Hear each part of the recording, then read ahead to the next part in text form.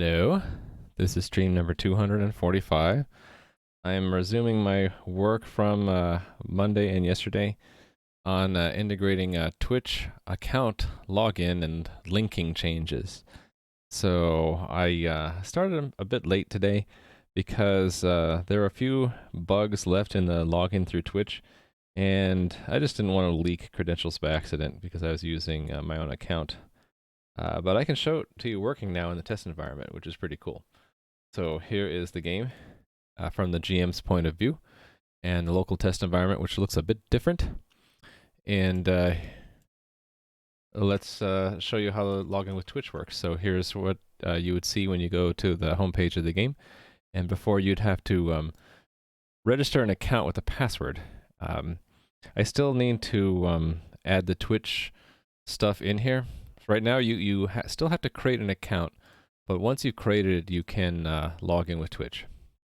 I'll show you how that works. So you don't even have to put in your name at all, because it will essentially figure out who you are based off of who you've previously registered and linked to your account and in-game. So log in with Twitch. It will say, do you want to authorize access to my game to your account? It says it requests in email address and profile image. The profile image turns out to be public anyway. Email address is not something that I get. OpenID claim, it only gives me a JavaScript object notation web token with your ID and preferred username. I don't actually get your email address. Nothing I can do about it saying that, though.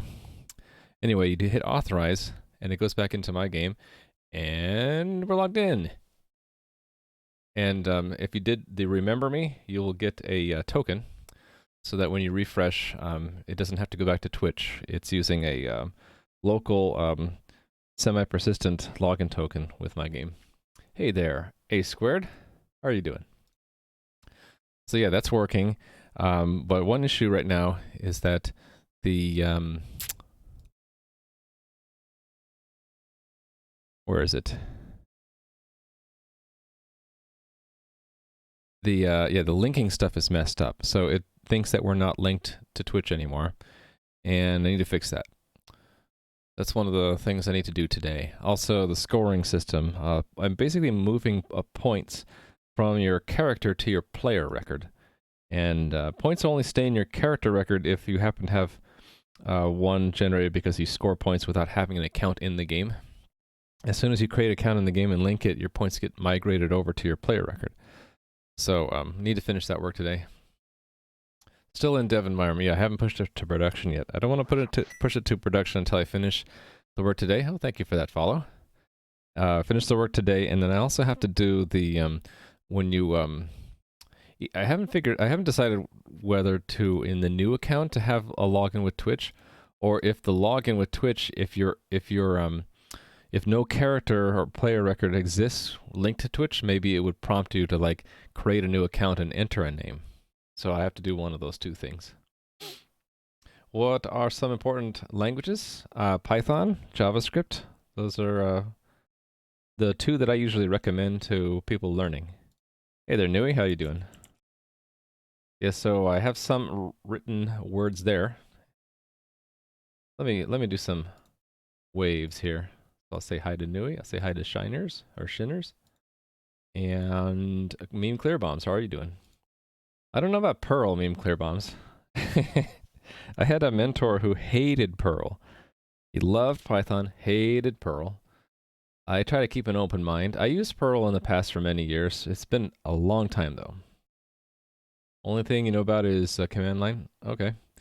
Python is a pretty good language to start with because you can also do command line stuff in it. Some people just make Python scripts to supplement their command line.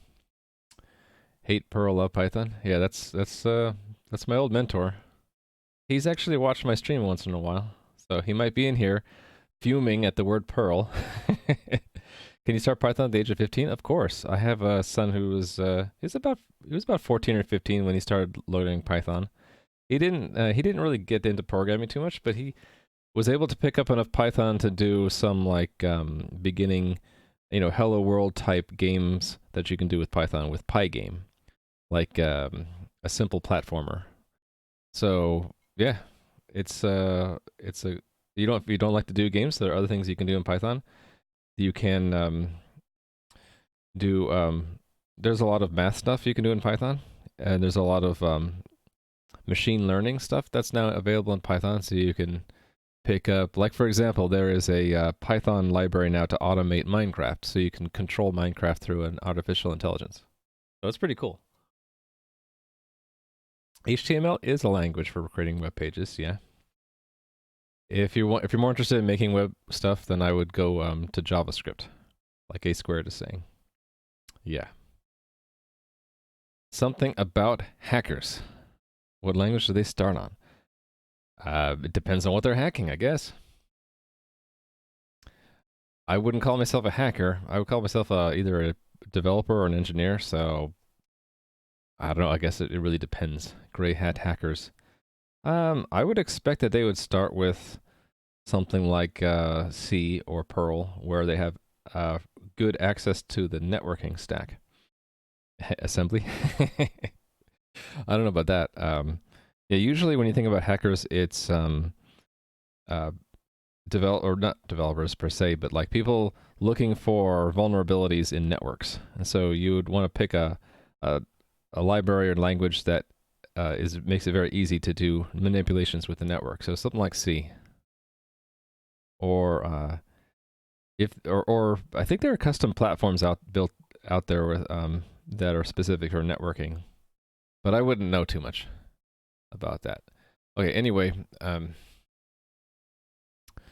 gonna get to work today on updating Twitch account linking. So I basically screwed up all of the point scoring, and need to fix that. Hey there, Rally Monkey. How are you doing? Hey. So these are the things I need to fix up. So the Golem, which is a Twitch bot, needs to actually update the player record to store stuff. I think, do I need to do this? I don't need to do this, do I? Twitch ID, login name. It's really points rather than requesting it to be stored in the player's character, yeah. And when searching for Twitch links, we need to search player records first, because that's where we're moving them to. What's this? Give client a flag indicating whether or not account password is. Oh yeah. Eventually I want you to be able to create an account without even setting a password. And when you do so, you don't want to unlink from Twitch, because then you won't have access to your account anymore. So one of those corner cases I want to do. So the best way to protect yourself from hackers, I would say, is get familiar with software that you'd want to install and the practices that you want to use to just avoid the common stuff like viruses. Don't click on links. Set up your router and your firewall correctly. That's 99% of what you need to do. I don't think you really need to really dive into what hackers do, unless you want to be an expert in that, I guess.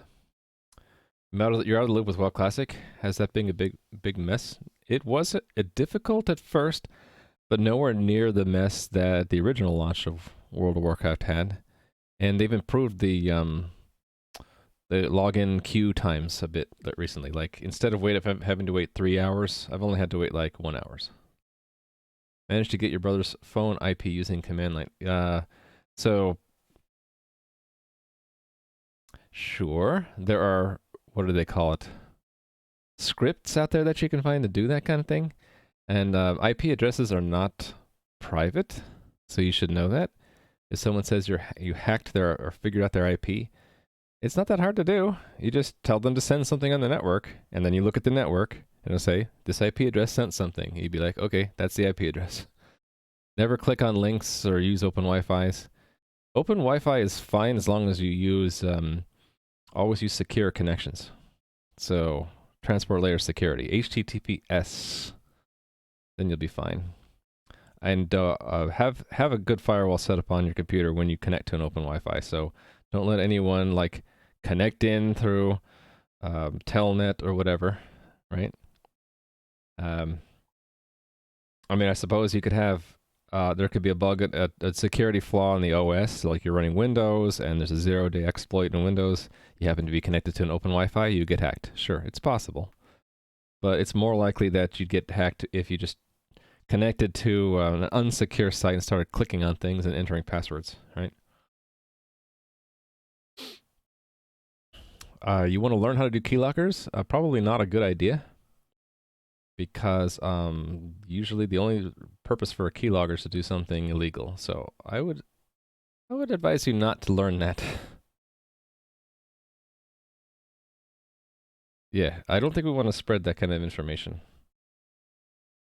Unless you're saying that you are, well, you wouldn't even need to ask it here. If a legitimate reason to learn how to do keylogger is if you are a security expert or in training and you're wanting to learn the techniques, and then you're not going to be asking here. Yeah, let's steer away from the illegal motivations and go to something more learning based. Learning for learning's sake. Do I develop games? I'm developing one now. Check it out. Looks like this. It's my first game though, so you'll have to excuse the fact that it's in development. Not big games now. So yeah. Not big, it's tiny. You could just look at my code journey, read more about what I do.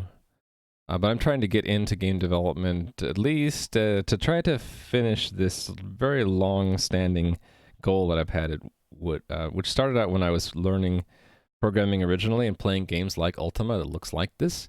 And I thought it'd be cool to make my own version of this. And so that's the goal I'm trying to accomplish the next 2 or 3 years.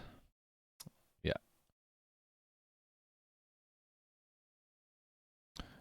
All right. So yeah. So let's see.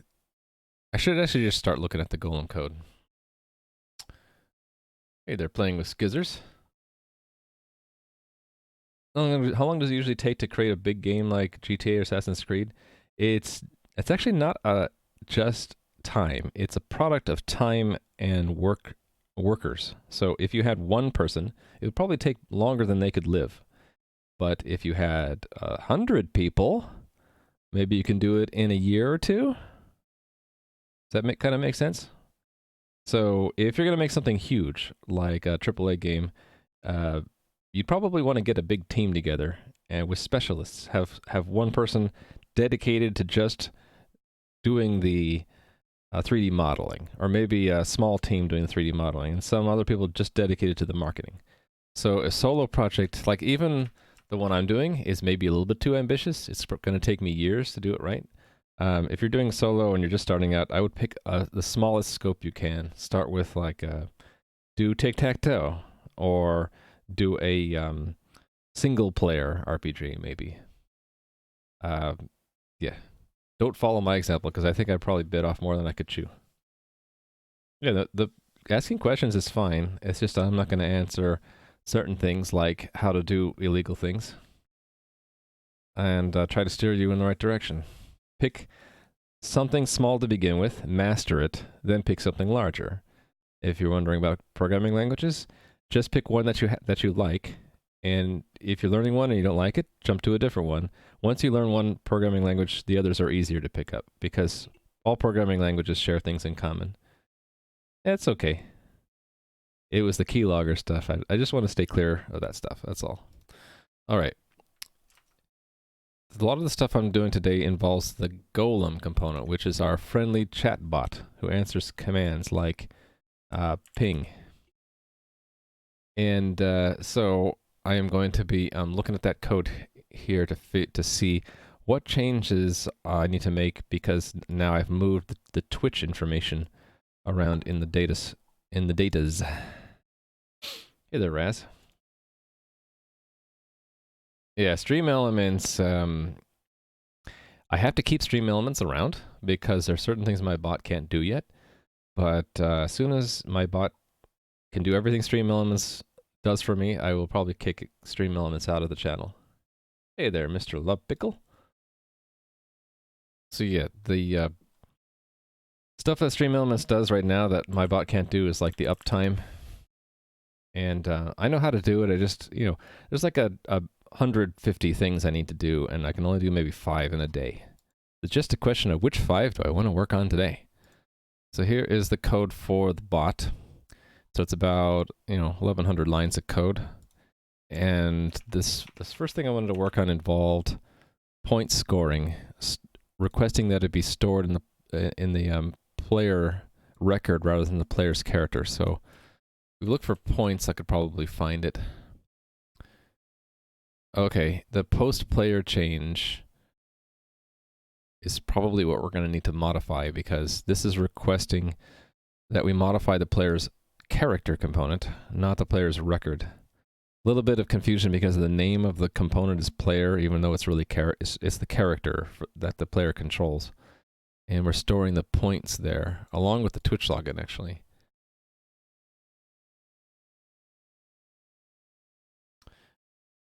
Yeah, evil macros. You like my evil macros? Where are we seeing that? Evil macros, yeah. I think macros are evil, but sometimes very useful. So I use them in this case where I have a lot of templates for messages that the server for the game handles, like this.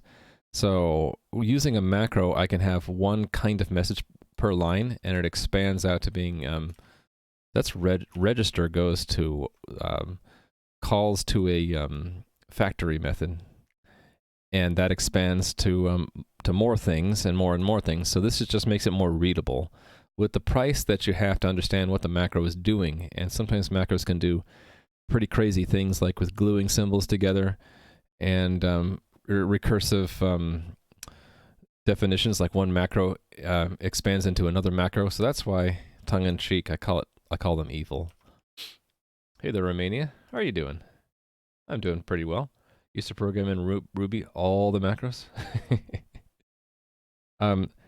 The company I worked at last for a long time had a lot of abuse of macros. So I try to avoid them. See, like, they would use macros for constants, and even if they're doing C++, which didn't make sense to me, C++, you should never use a macro for a constant. You should just use const or const expr.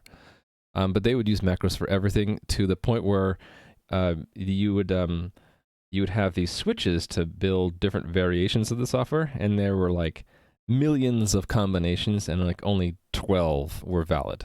And people would actually write programs that would try to find combinations that would either build or not build, and just crazy. Yeah, macros for a constant. Well, that's how you do it in C for the longest time. Pound define, right? Yeah, you know that, right? Like, instead of that, you would have pound define to that. That's the way you do it in C. So, and that's I think an okay way use of macros. These ones are borderline for me because they're useful, but they have a price in that they obscure a lot about what's going on. The really truly evil ones are the ones that like change the syntax of the language and make it like obfuscate what's going on and all that stuff. Thank you for that follow, by the way. Lots of people write C and C++. That's true. That is definitely true. Sometimes I wonder if they're better off just going to pure C, dropping the pretense of it being C++, because the compiler is actually much faster to build if it's in C, usually. C++ compilers have a lot more work to do to compile. All right, so post player change is going to have to change, or maybe the way we call it will have to change. So we call it from here, right, to change the number of points. Here to set the Twitch name for an incoming message. So we really only need to do this if what? If the Twitch name is different. Okay, so there's one case where we'll have to change this key. That's if someone scores a point in chat and then changes their name, and then they score a second point. The bot's going to have to recognize that their name is now different. But if they've scored a point in chat and then created an account in the game, that should cause it to migrate the points to their player record, and then we wouldn't want to do that.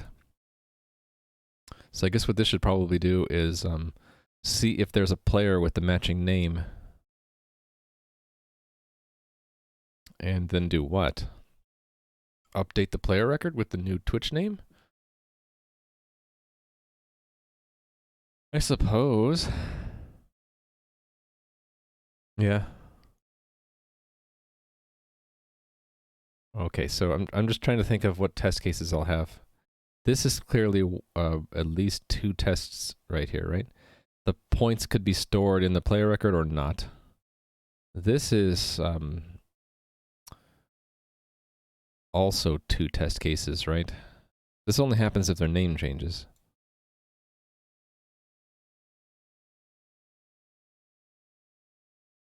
Why do I have 2 clauses in here? Twitch name is not equal to Twitch login and this. Why do I do that? Oh, thank you for that follow again. You watch Handmade Hero and he's using C++ compiler just for some small features? Well, I mean it's if you're willing to accept the cost of like maybe an increased build time, increased risk of bugs, that's fine. It's just sometimes people use it unnecessarily, and it's like they don't need to use C++ here. Why not just use C?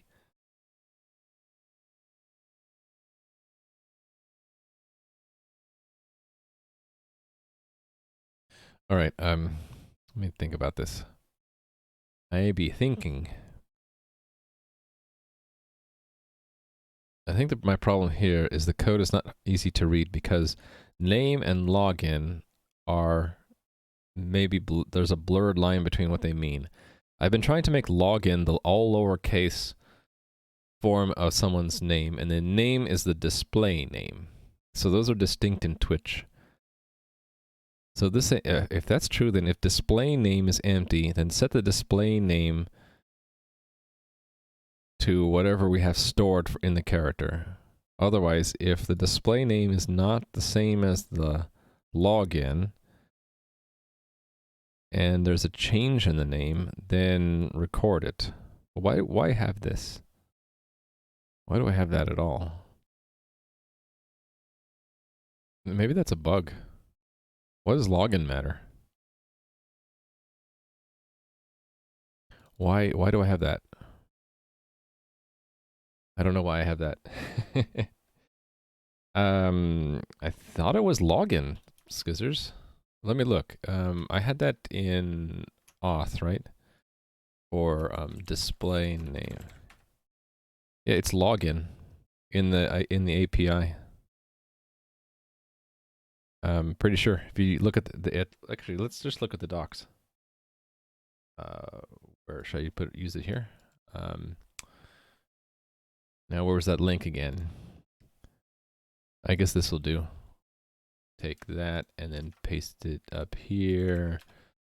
And go down to Helix, new API. I mean, they might have changed the name between V5 or, Kraken and Helix. It's always good to just, double check. Let's see what they have. Yeah, they call it login and display name. So I'm trying to use the same consistent terms.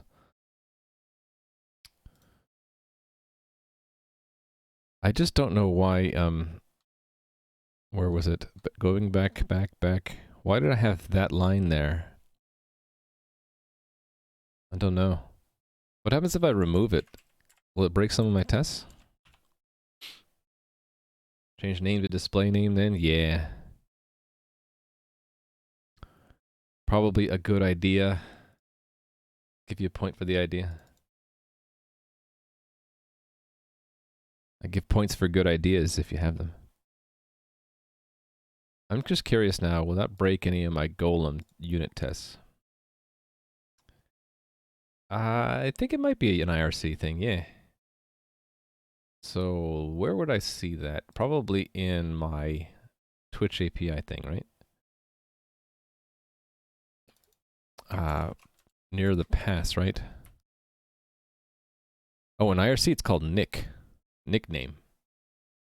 But maybe a username is it's also interchangeable, so that might show up in the caps in the badges, right? Username. There's user ID, display dash name. Oh, interesting. So there's no login name, or I'm not parsing it. Oh, it's already showing up in the message itself. So we'd have to look. I guess we could look in the see what they say in the docs for chatbot and IRC. It would be in this overall guide, right?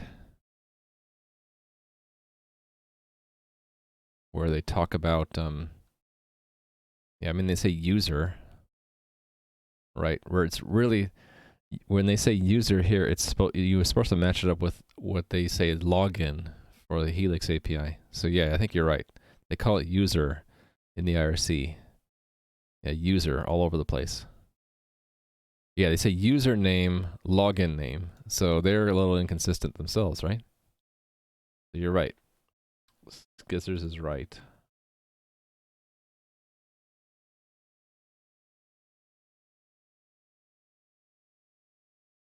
You do want to make a Twitch bot for some kind in something besides Python sometime? So I would just pick JavaScript because there's the tmi.js library and they have a nice getting started guide about how to use it. And they even have a little challenge for you to make a dice game using the tmi.js. So that might be a fun project for someone learning programming in JavaScript is to write a Twitch bot. It's basically that. Well, yeah, for Python, of course, you could do it too.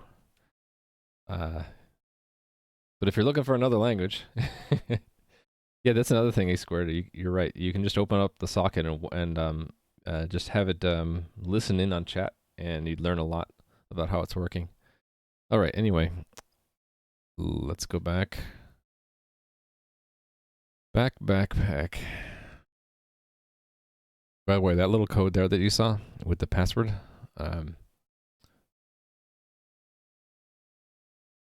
that's my way of preventing accidentally leaking OAuth credentials on stream. When we print diagnostic messages, we obscure the OAuth token. Isn't that clever?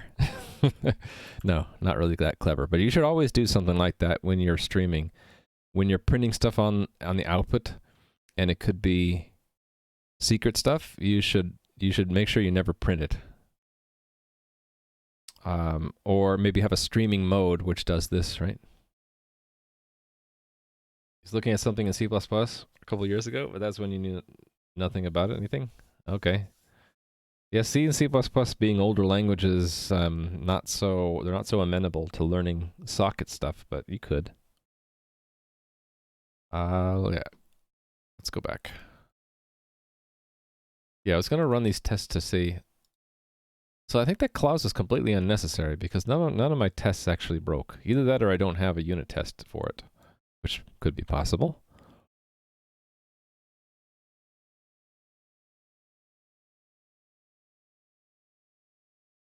And why are we not posting if we're setting it here? I don't get that. I don't get this code. This is handling an incoming message, right? So it gets a message from someone, and it checks to see, does the game know about that person? If so, that's what this means. Then, oh, okay, I think I see. If they change their display name. So we have a match on login, but if the display name, right, if we don't know what this actually should never be the case. We should always get a name. So it probably never hits this code at all, which is why I probably don't even need it. It's if the name doesn't match what we saw last time, then we update what we think we know about the name. I should probably update this code anyway, because the only thing that truly stays constant is your Twitch ID, which we're not even passing in here. At the time, you knew nothing about networks too, so that wasn't going to happen. Well, the cool thing about the chat API and IRC is it's really, really simple networking. It's line-based. Any kind of line-based protocol is super simple to learn. It's just Characters you read or write until you hit an end of line. Yeah.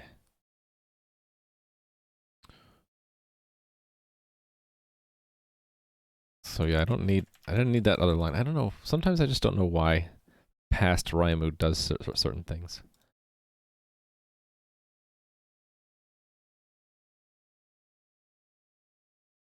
Okay, anyway.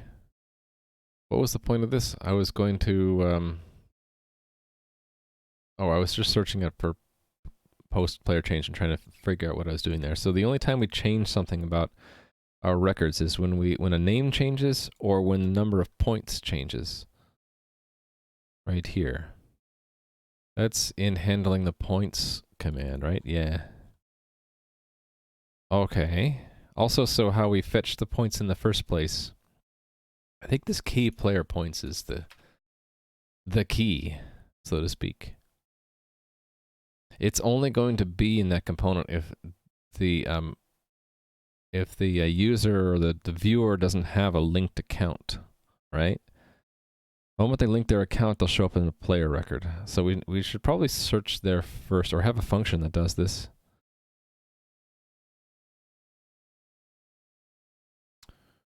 Interesting that I have a send player Twitch. This is wrong. This is, yeah, this is completely wrong. Even the linked is wrong. Okay, we need to fix this one. So when does this happen?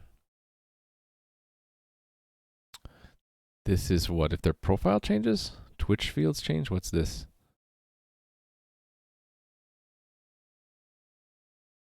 Ah. Yeah, so this is all old code.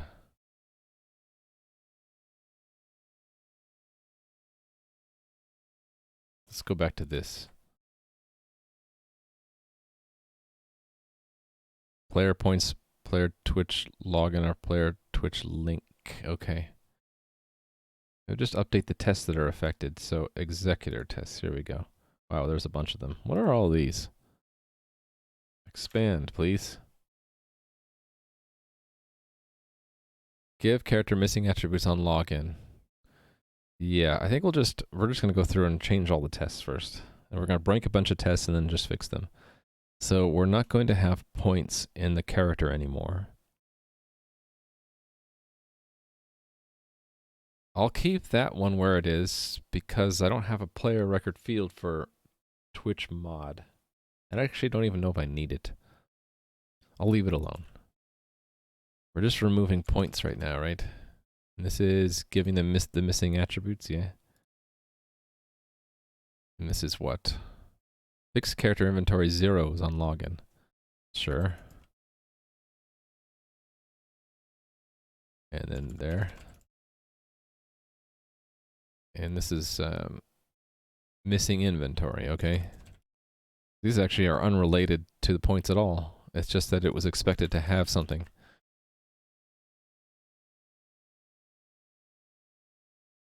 Okay, just giving them a base record, okay. Here we go.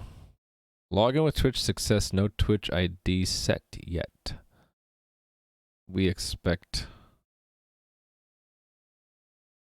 Oh, the points to be removed? Really, we should expect that it no longer has it.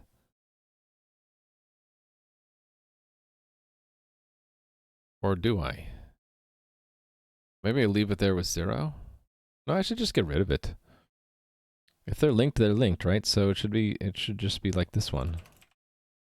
That there's no more points. Yeah.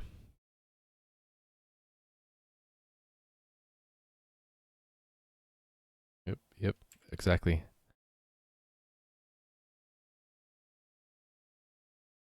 Log with Twitch.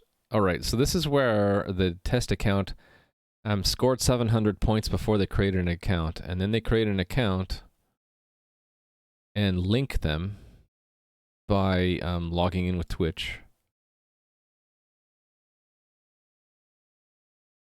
Or is this migrating data? I can't remember.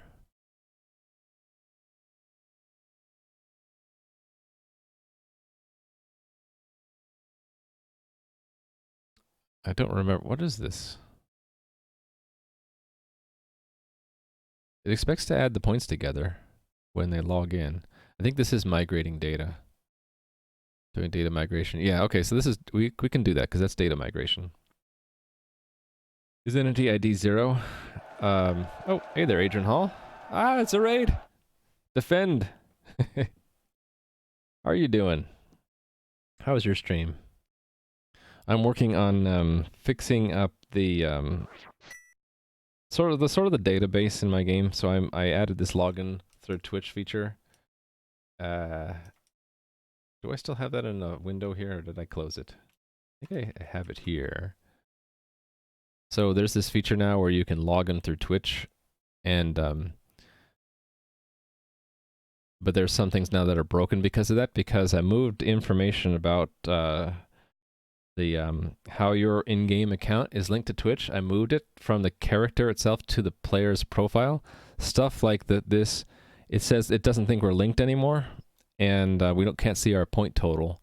And I think also if I were to show the admin screen, it will say I have 0 points, but I don't have 0 points. I have like I think I have like 7 points in the test environment. So I'm trying to fix that right now. Just did a little Terraform Packer refactoring for some cluster server stuff. Cool, nice. Yeah, so those from Adrian Hall's stream that haven't seen this before, I'm working on a multiplayer RPG and sort of doing my own engine. So a lot of the game isn't written yet, and I'm focusing a lot these days on like logging in with Twitch and, you know, chat integration. And when I get back to it, there's other work like this. You see how this shadow is cast by this barrier here? I'm still working on that. It only works if nothing else but the player moves.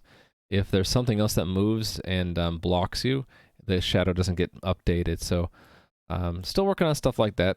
And when I get a chance, when there's enough of the engine written, I'll do some of the actual game dev. For example, the logic in the game that defines what it means to go through one of these portals. Oh my goodness. 100 bits. Thank you very much. What language are you using for this one? So there are 3 languages actively used and a 4th one for tooling. So I use Python for tooling, like generating the software packages to upload to the server. So it's just a little bit of Python, but mostly it's front end here is all in JavaScript. The back end is in C++ and with some Lua scripting. So in the front end here, this phaser.js to draw this WebGL view, and React to do the user interface, and Redux for the data store. And then when we're connected to the server, can I show this now, or is this going to leak stuff? I guess if I refresh, it will be okay. Yeah, because this will only show a local token here. Yeah, so let's move that over so you guys can see it better. So messages go from between the front end and the back end, and the back end is in C++. It's interpreting all of the things like this request to login, and then sending back a JSON reply. And on the server, it's the engine is mostly C++, but there's also some Lua scripts. Like for example, the combat system. I can demonstrate that, but the combat system is in Lua right now. And you know, it's figuring out, you know, is there an NPC nearby? Can you attack them? There's an attack check, that kind of stuff. And that's mostly because in Lua, because it's very easy for me to just edit it in game. I don't have to recompile the server. Just change the Lua script and just rerun these actually, when you run them, they define functions in Lua, right? So they replace the previous declaration, so to speak, and then the game just instantly updates. So for example, let's go show you the combat system. If I go here and let's find a beefier opponent. I attacked and I missed because he moved. Don't stop moving. So this combat system, all of the calculations, whether or not I hit and how much damage I do, that's all in Lua right now. Lua is basically just a stack-based scripting language that plugs easily into C and C++. So I put the Lua interpreter in place, then I added functions in Lua that map to C++ functions that hook into the game's entity component system. So when for example, when you give a character a sword, that's an easy to describe thing. This create entity is a wrapper for something which takes this and sends it to the entity component system saying, please, sir, create an entity with these components in them. And JSON object is another thing that goes to a C++ function that creates a special wrapper for JSON. So that's how I do JSON in Lua. So where the entity actually is stored and kept up to date, that's in the C++ land.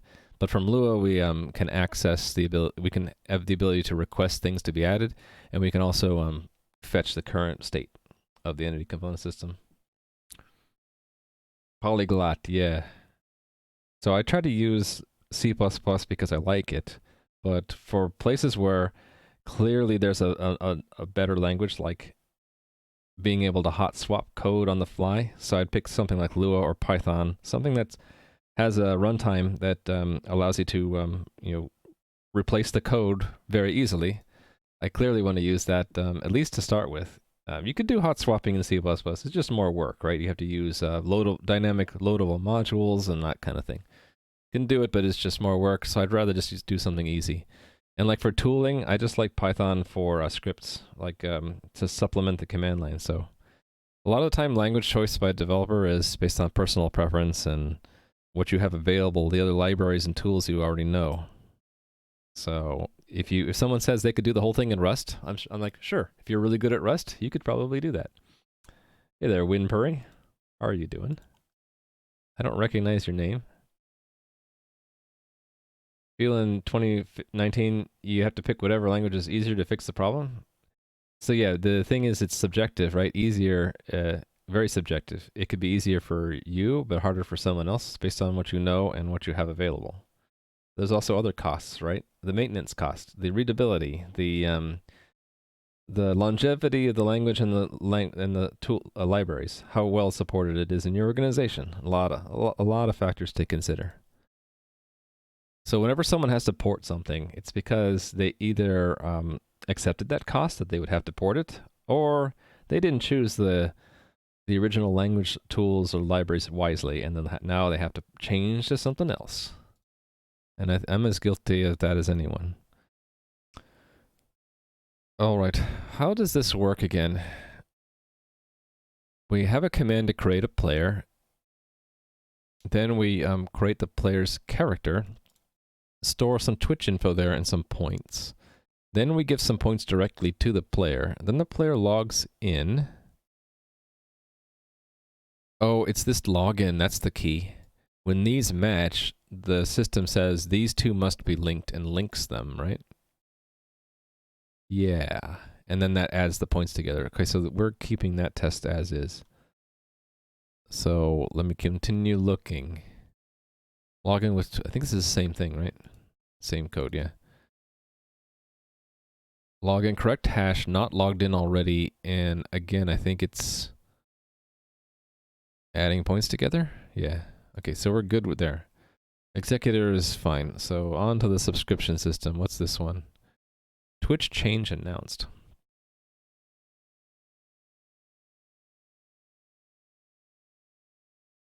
Ah, yeah. Okay, this is not a valid test anymore. Right, so instead of the points being attached to the character, we need to assign them to the user. So I would do something like players set points test user ID and then 100 points, right? And then I wouldn't need to create this entity at all. In fact, how is that entity attached to the player? I guess it's through that thing, right? Interesting. We're not actually attaching it the other direction at all. Anyway, it's irrelevant. We can remove it now, right? So they add a test user, give them 100 points. Then we have an admin connect to subscribe to player info. And then the action to assign them points is not a modify component anymore, is it? I do want an action. I think I'm going to end up adding it now. It's ultimately going to be handled up here somewhere, right?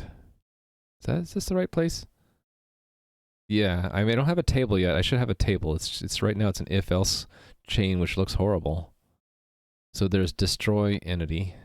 If I collapse it, it'd be a little bit easier to read. Let's collapse it. Collapse. Enhance. Zoom. Enhance. There's event, create entity, modify component, and destroy entity. So I'm probably gonna want to add a new one called I don't know, update Twitch or something.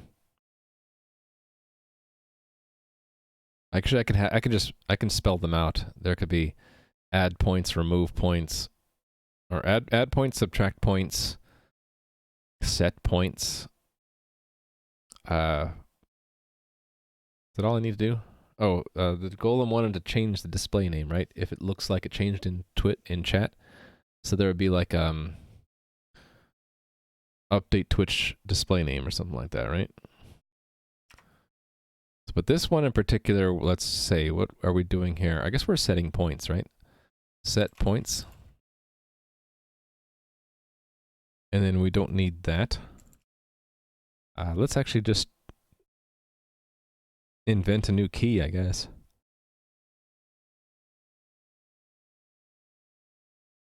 Let's see. Let me think about this.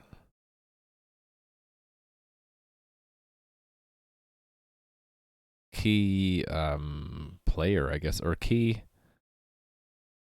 player? Player ID? Will we know the player ID?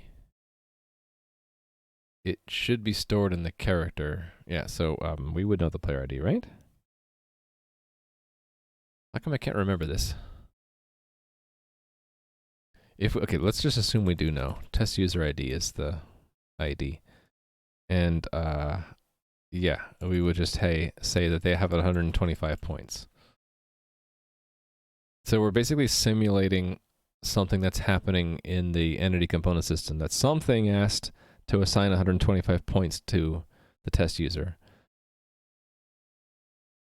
And then we're publishing that.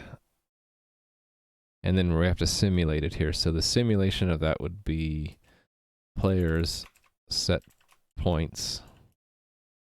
And why am I bothering to set it up here? I don't think I need to. I could just move that, right? Just move that down here to 125.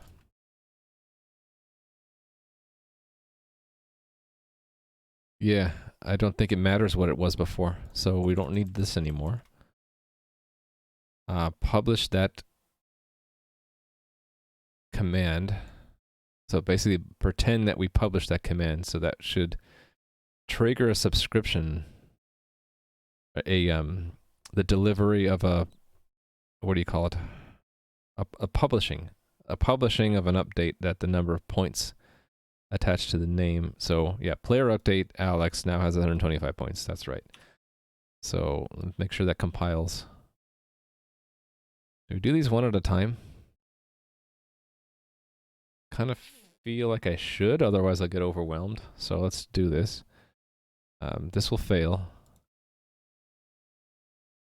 because it never sends a message, because this doesn't get executed correctly.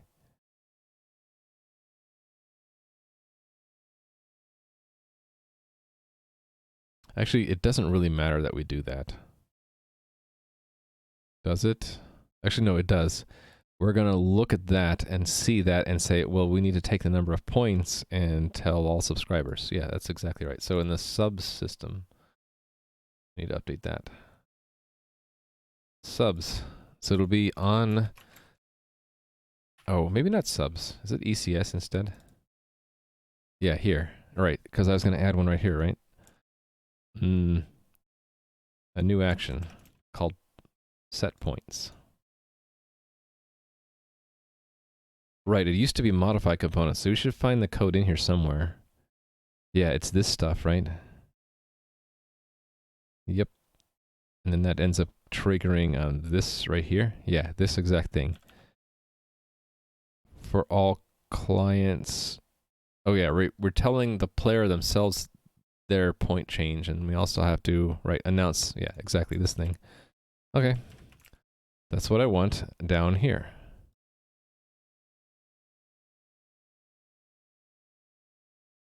Okay, so we need to get the number of points, right? So that's going to be calculated up here.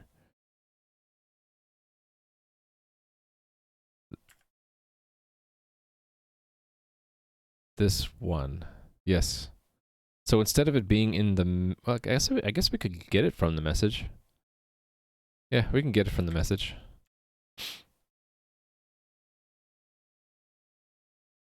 Java precursor.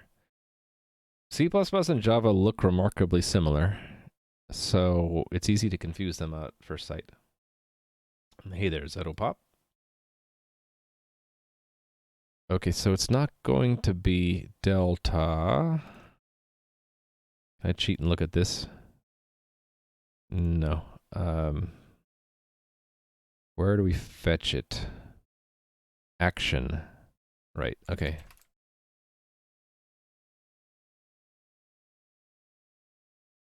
And then the test requires it to be this. Okay, so there's going to be an ID and points. So that's int player ID and then points.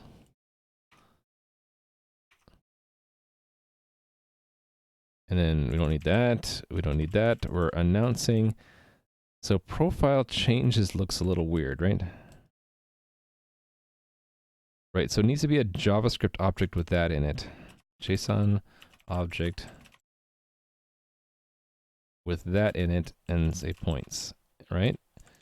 That's the profile changes. The player ID is that thing. So then that's all I need.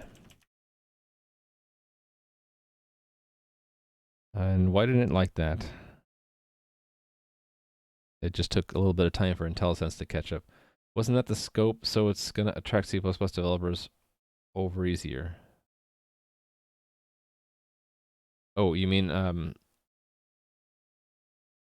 that's why the languages are similar to attract developers over? I don't know. Okay, so this is always true. We're doing this, right? Now what does send player Twitch want? Okay, this is going to change. We're going to want to send them all of these things, right? So we need to, I guess we just make them... Oh no, they're all available in the player record. So I can just change that to pass the player record itself. So where is the player record?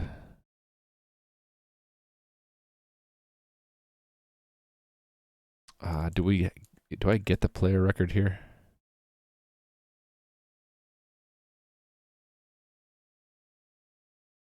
I do, right there.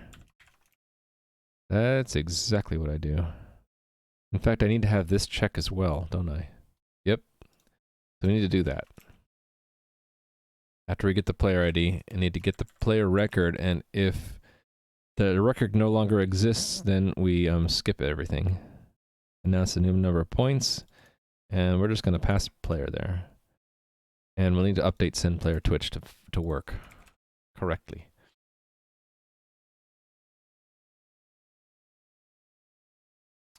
All right.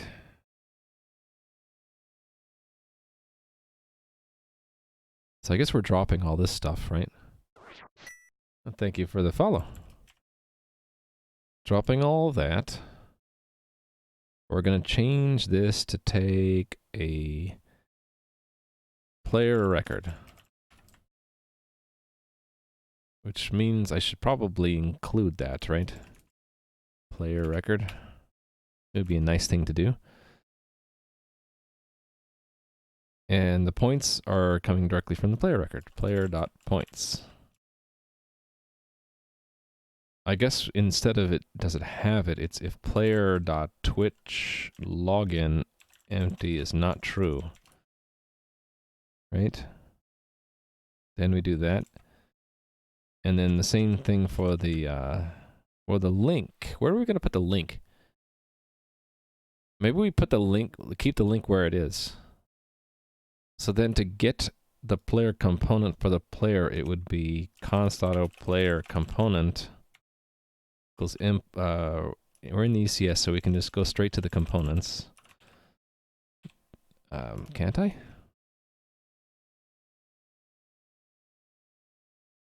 Oh no, it's under impl. Impl components. Arrow, get. No. Yeah, it's get entity component of type player. And the entity is player.character entity. And then, well, yeah, the link will be there for now. I might move that to the player component though. I mean, I might move that to the player record. We'll do this a bit at a time. So definitely the, why does it say linked? The Twitch login is stored there, yes. Definitely that's stored there, the points are stored there, and this, the link itself is still stored in the player component. Okay, that's fine. All right, so then I need to update the prototype. Send a message through the given WebSocket that contains Twitch information about the given player. This is the record of the player whose Twitch information should be reported. Okay, cool. And then that updates. And what about this one? Fetch Twitch check. Aha. So that's just player now. And we don't need player component. Easy peasy. So are we done?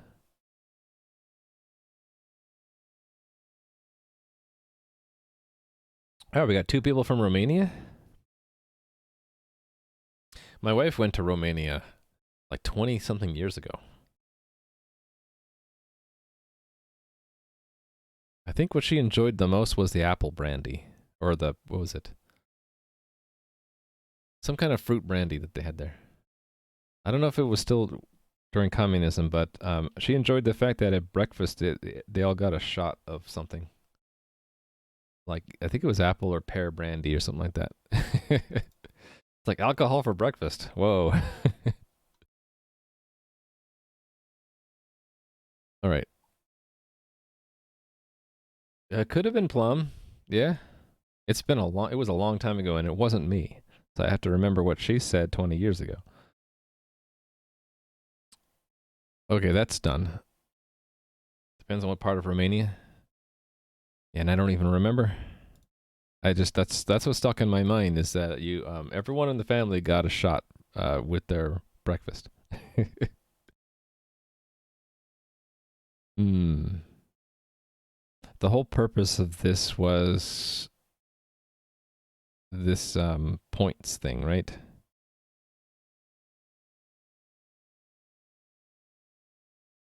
So if I were to continue searching, it would be,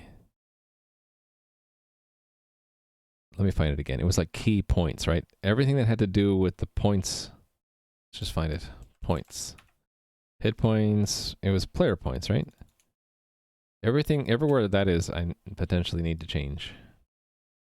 We already eliminated the executor, right? We already went through all of these things. That's data migration. Okay, so yeah, so that's the one I just hit. What about this one? Player added announced. Okay, yeah. So I don't need this entity at all, do I? Don't need that entity. Don't need that. Yes. Then why is that failing now? I don't know. Oh, because it has entity in there. So, sure. Okay, so we'll create an entity. I'll just remove the points, though. Okay, yes, they should start with 0 points. Exactly. Okay. And then what's next? Change. Hold on.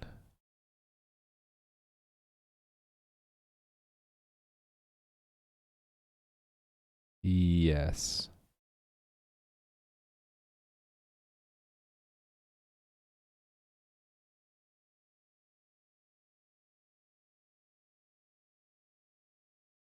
Just occurred to me, I was using this key in the character for the player. Now I'm actually using the same key in the when I announce it to when I use it in the ECS feedback. I guess that's fine. We're just repurposing it, right? It's just going to be a little bit confusing to me. Gets initial players.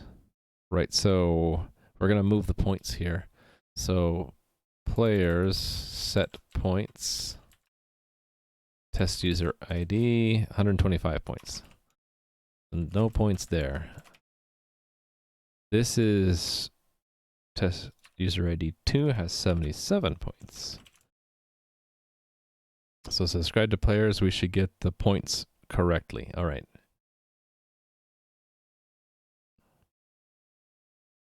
Cool. Okay, and then maybe I skip Golem for now. Let me do this one first. Which one is this? Player entered death dialog if dead on login. I think this has nothing to do with points. I can just drop the points, right? Who cares, right? Player, yeah, same thing. Drop the points. Fetch Twitch, yes.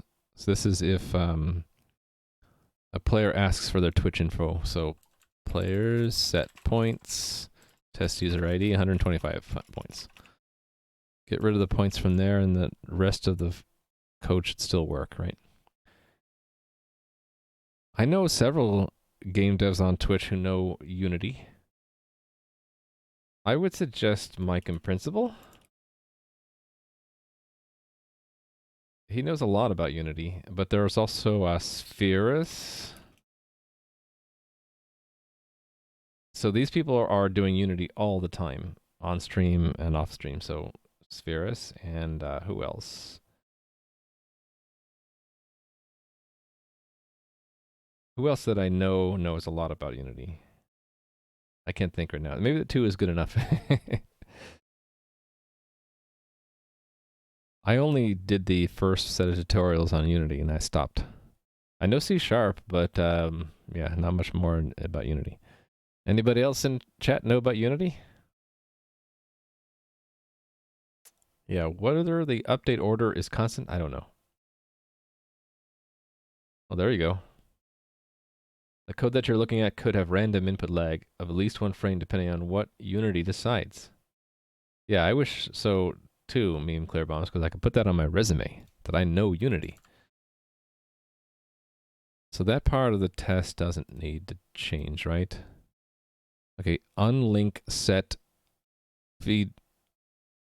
Twitch unlink set feeds back to player.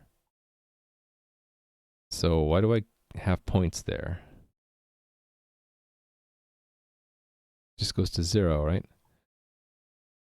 Hold on, I don't understand this. Oh, is that that they unlinked from Twitch, and so the point? Yeah, no, that shouldn't. Let's just change this. So let's give them points to begin with. Set points, test user ID, 125 points, right? Remove the points from here, and I guess the login also should be here. Players set Twitch info, right? Test user ID. Alex123 and Alex123. So that's not there. Do I also want to set a ID? I think I do. Twitch ID, test user ID, 1, 2, 3, 4, 5. All right. So this test has been updated since yesterday. When you log in and your player account, how did I set this up? If your player account has Twitch info already in it, an ID, it asks Twitch to see if you're. Oh wait a minute, no, this is on purpose because if we don't have an ID, right? Hold on, this might be wrong. Let me look. That'll be an auth, right? On login or login check. I haven't cleaned up this code either, so it's not in there.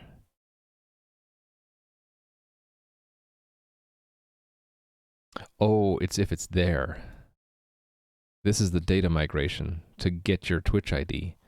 I don't need that anymore. So this will, I can delete all this code. Cool, I like deleting code. So do I need, it's just this. Yeah, this part. All of that can go. Which means I can just do a login, which I had before, which I wanted to have from the beginning. So yeah, test user ID, Alex password, right? Yep, and then I don't need that. I don't need that. There we go. Every time I say Alex, I think someone is calling you. Oh. I use names that are, that I'm used to seeing in other contexts. Like I was learning how to do session initiation protocol for voice over IP. And, actually, let's just look that up. Which window to use? This one, maybe? Yeah. SIP RFC. This one, right? So, they use Alex in this spec. They use Alex, and they use Bob, and they use Carol. And I think that's just ABC. So, in all their examples, it's either Alex, Bob, or Carol. See that? Or sometimes it's Alice. So I'll do the same thing too, either Alex or Alice. Alex, Bob, and Carol. All over the place in this spec. So when I'm like coming up with names, that's what I usually use.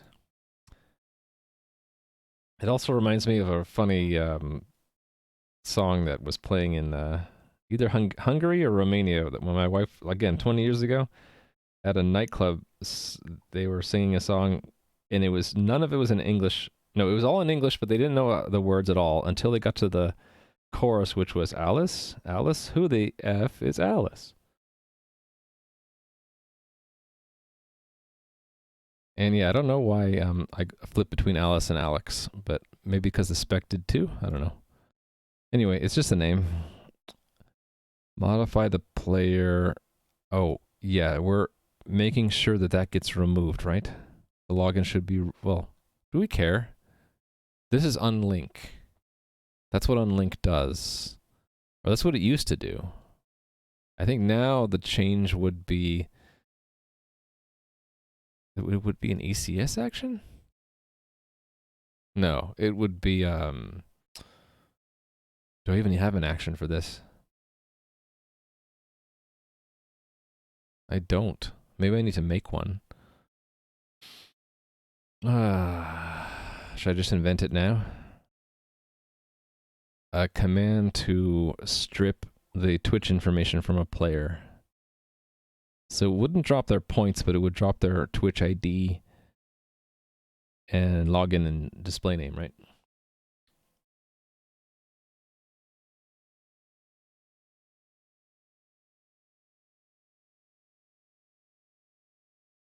Can't share the code. Oh, I'm missing this discussion.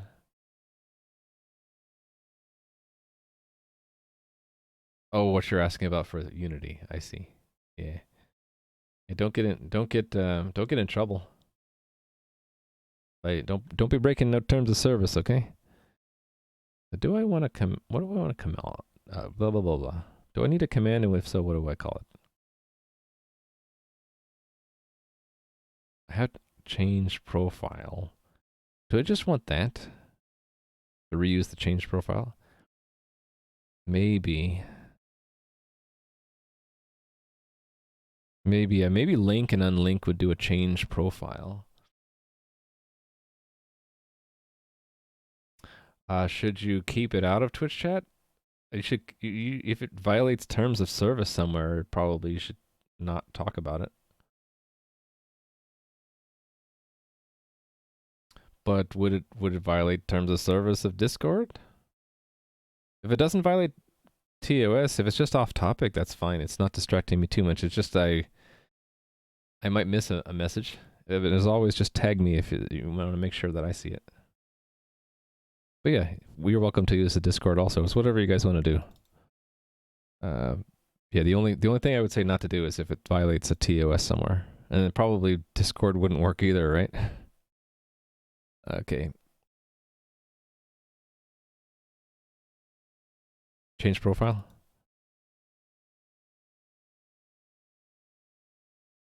And then it would work. It would work better if I didn't misspell it.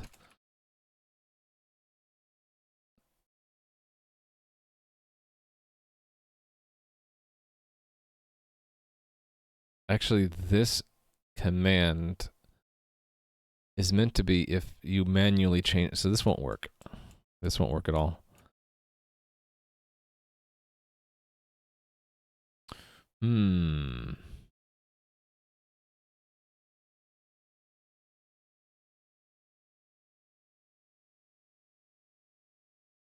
I just don't like making new commands willy-nilly because it's extra work. I can make one command that's used for link and unlink, maybe.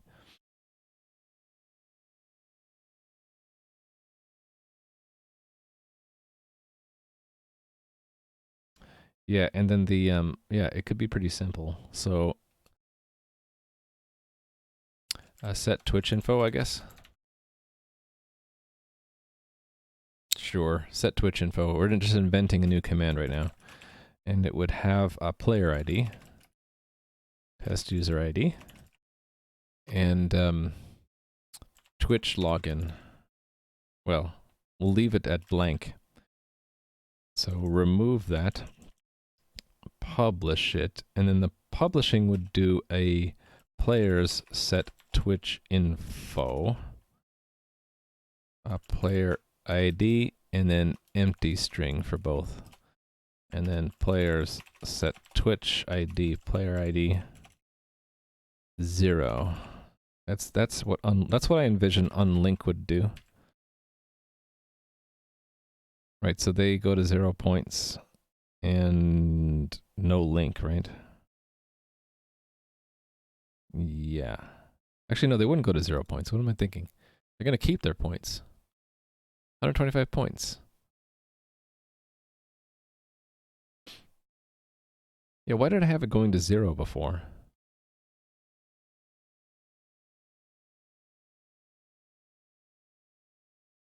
Anyway, it's fixed now. We'll have to add that though. Oh, player ID is test user ID, actually. There we go. So the... Oh, why is this separate? Request Twitch unlink Twitch. Okay, this is when it's executed, right? So this is when they request it. So it's the same setup, isn't it? Same setup up here. Remove those two. And then I can just do the login. And remove all this.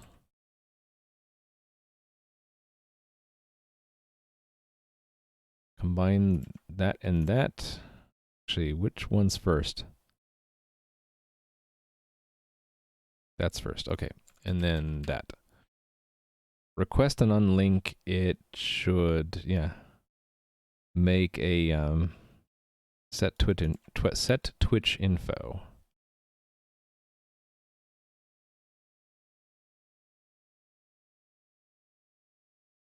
And yeah, we're just verifying that these are as expected, right? That the player ID is set, right? So expect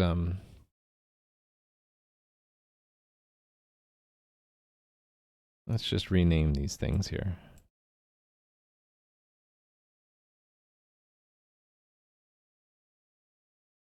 Set Twitch info.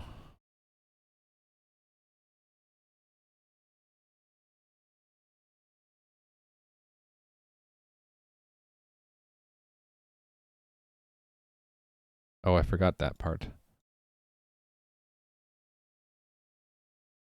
Oh, wait a minute. That's what's expected to... Right, okay, got it. That's what's expected to be changed. So that would be expect equal test user ID for that's player ID. And then expect true. This Twitch login empty.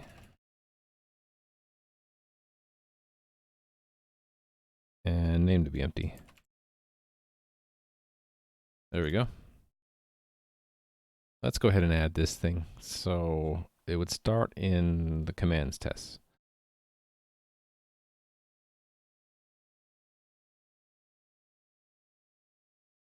Yeah, the only problem is now Twitch has gotten really silent. That's okay.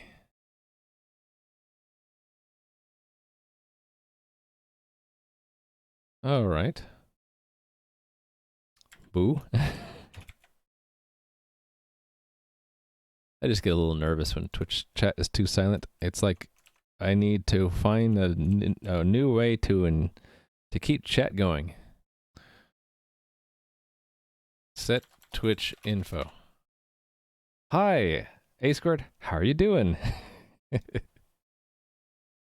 Oh yeah, I was going to try out your plugin for Oxygen Not Included next time I play it again. I haven't played it since though. Been too busy with WoW Classic. Player ID, and then, yeah, we're making like some strings here. Twitch. Wouldn't we want to... No, Twitch ID we're never going to set. That's only set when you... No, it'll be set when you link, so I guess I would include it. Does that mean I would have to set it here? Yeah, I think so. Expect 0 for Twitch ID.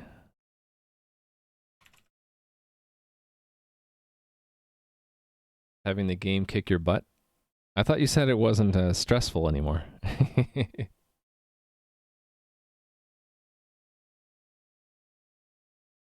Yes, okay. That actually makes sense. Okay.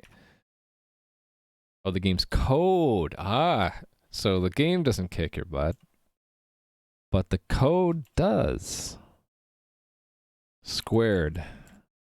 We're just inventing someone in honor, you know? Squared.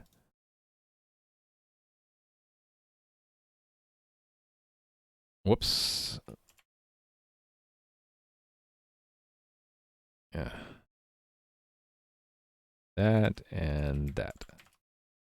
I get chat going by taking people's names and then using them in the code. And then I expect that they're all the same.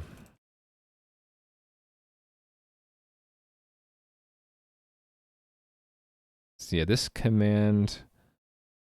Yeah, it's just very focused. Okay, that's fine.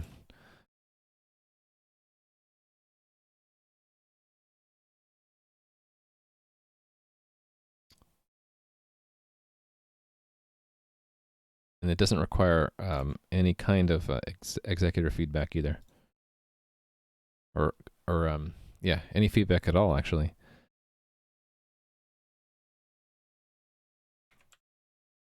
Okay.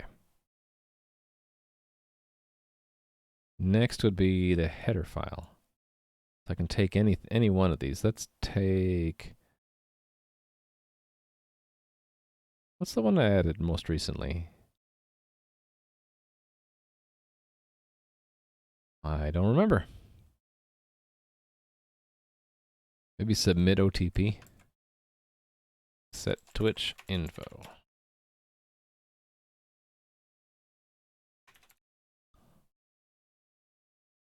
Why is there a player record there?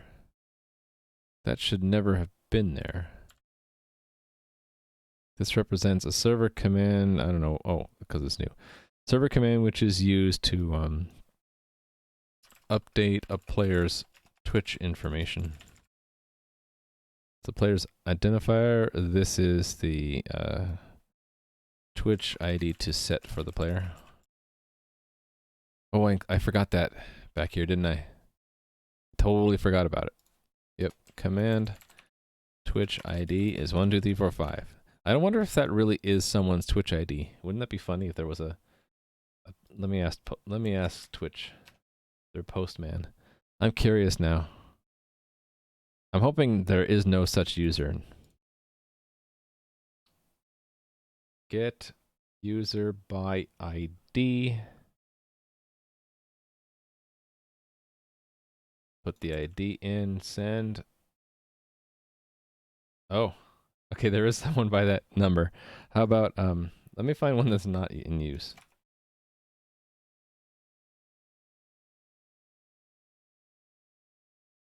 They're all in use. What if I just do 1, 2, 3, 4? That's someone else. Someone else. How about 1, 2, 3? No? How about 12? These all exist. What's one that doesn't exist? How about 5 ones in a row? Yes? 6 ones in a row? Ah, there's someone that doesn't exist anymore. That user does not exist. So it's safe to use it, right?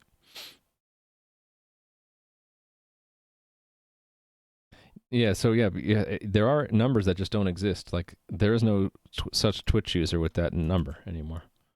Yeah, deleted users, probably. I could have used 1, 2, 3, 4, 5. Let's use 1, 2, 3, 4, 5. It will be someone, but it doesn't really matter. It's obviously a fake number.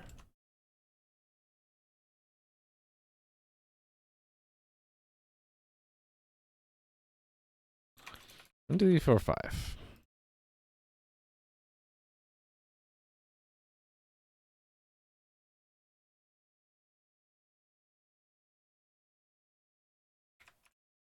All right, and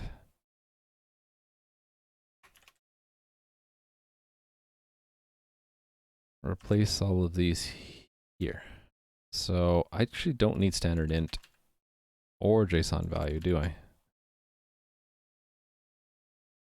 And I copied that. Okay, this is login and this is name. Let me not make the same mistake I did yesterday.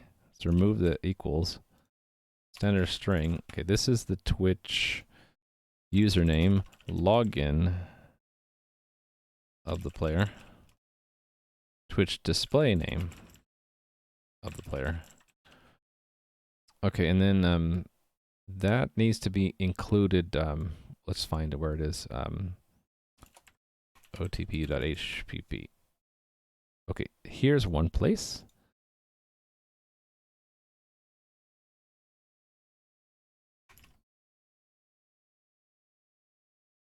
Actually, if I just search for that, I'll find it, right? Yeah, because there's also in the source.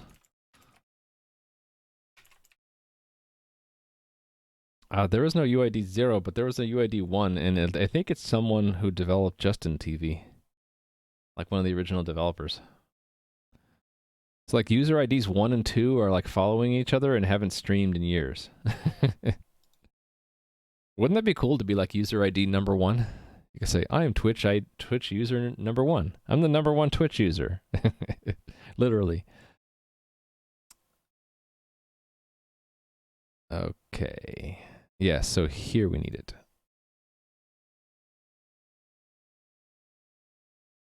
Well, that's weird. Were those not in the right order here? Look at that. These are out of order. You're out of order, sir. And up here too, right? How could I let those get out of order? How could I do that?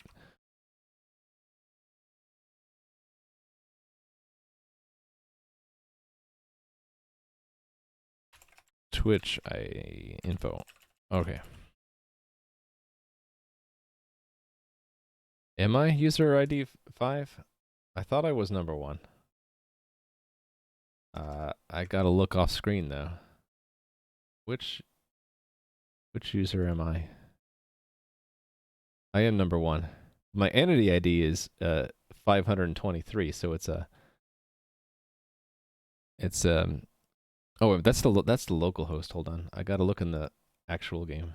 And there I can't show it on screen.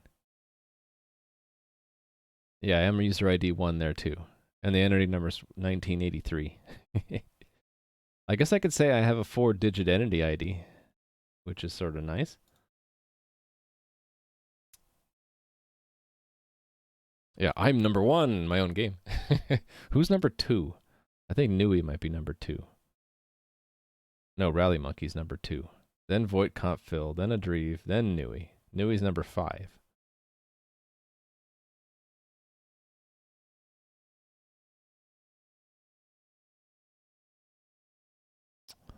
All right.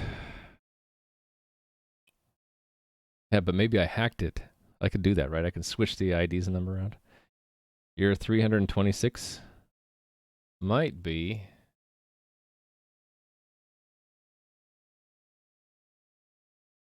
Yeah, and then you have an alt. Yep, in the 300s. Yep. Okay, so that's fine. Right, so we need to make an execution command delegate right here. Set Twitch info. And then there's no client message for it. What's this? Oh, the executor lookup table. Oh, wait a minute. Do I need an entry here? No, I don't need one here. I need one here. Set Twitch info. And then in the main, I need to register command type.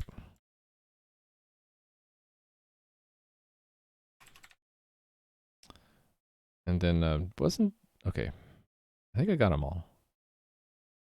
So back to this one. And then this was done, right? Okay, so then I just need one in the source commands.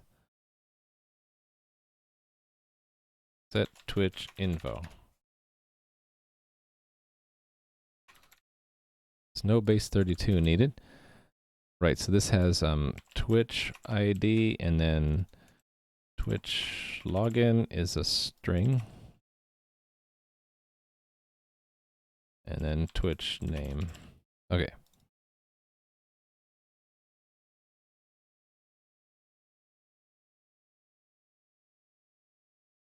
Easy peasy. So right now all commands are encoded as JSON.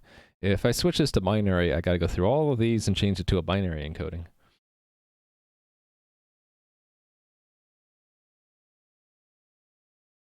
Oh yeah, if you enabled your authenticator, you add the 6-digit code to the end of your password.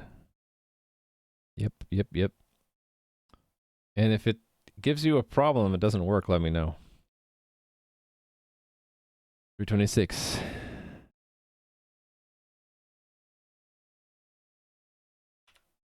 Build. And then back to command tests and run them. Presuming this works. Thank you for that follow. Okay, it didn't build. Screwed something up.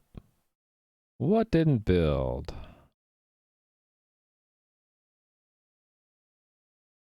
Executor. Oh, because I added that. Let's just comment it out for now. I need to add that. But command test first.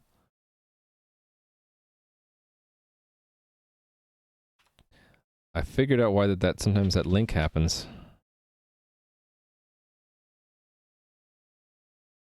Actually, I thought I figured it out. Yeah, I think it's because if this test explorer is looking at the test at the same moment the linker is linking, because it gets removed from the test explorer whenever it fails to link like that, and then you have to refresh to add it back.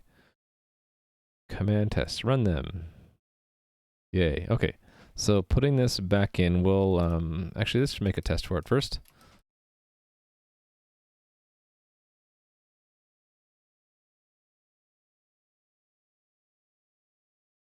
I wish I could sort this.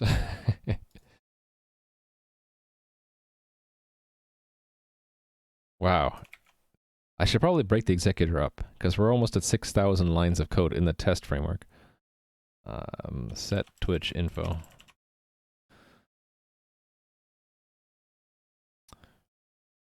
Is that what I want to arrange?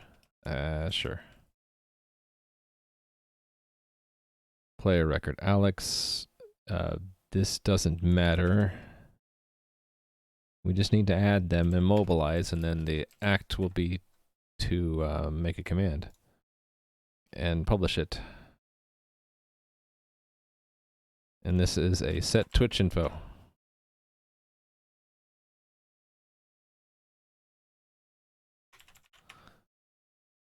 Twitch ID. Well, that's why the other one needed a server and client ID. Okay, Twitch ID 12345. Twitch login. Alex123, I guess. Twitch name is Alex123. Then all of this, publish it, and then the assert is that we can see that it gets changed. So we would say const auto player equals players get Alex, and then expect equal 12345 for player dot Twitch ID, and then these strings for the login and name.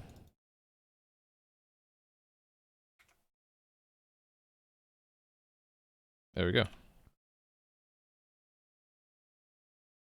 Yeah, well, there aren't a whole lot of accounts created, and sometimes I stop account creation altogether, so not surprised that the two accounts are close together. And it's just using an incrementing counter.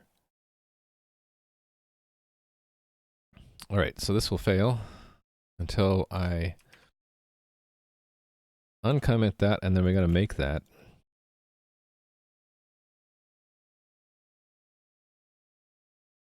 So it's another one of these, it's boilerplate there.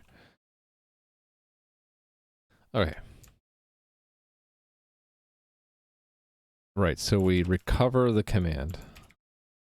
It's a set Twitch info. And I think it's just really simple. We just do game state dot players set Twitch ID.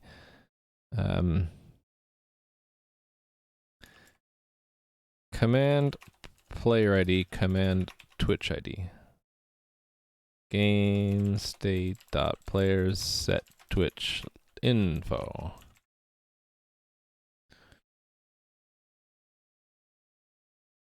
Actually, I wonder if we want to do that. We're only going to need to do that once ever, but we might be doing this a lot. Actually, it doesn't. We're not going to be doing either one that often. It doesn't matter. I think I separated them for a reason, because sometimes I know I don't need to set the ID. This one, we're never sure.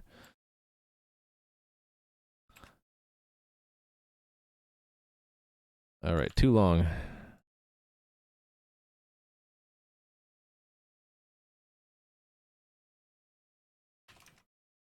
And then just return null pointer. There we go. Do I need to do anything else? Don't think so. Easy peasy. Cool. Okay, so now that we have that command, I was needing it for this. Yes. So this will fail, right? That's the unlink.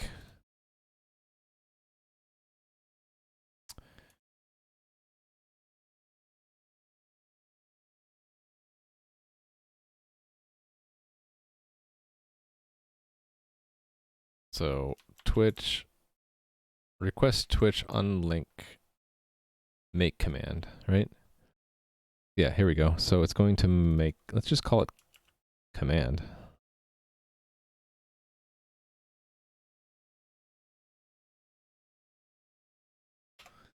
It's set Twitch info.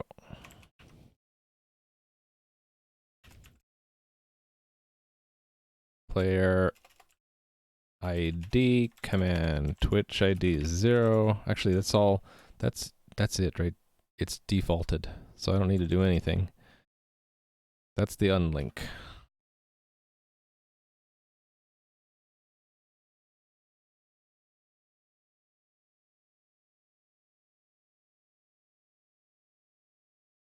Why did it not do anything?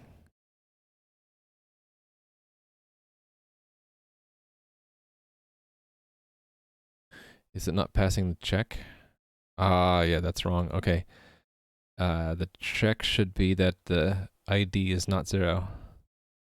So, return player.twitch ID is not equal to 0.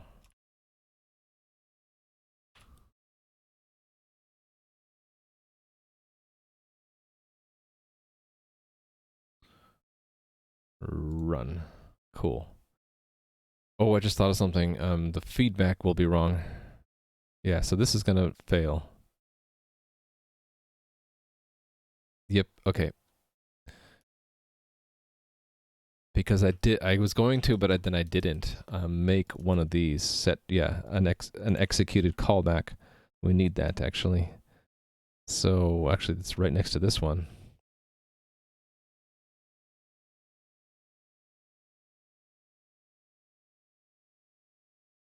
React to the execution of a set Twitch info command.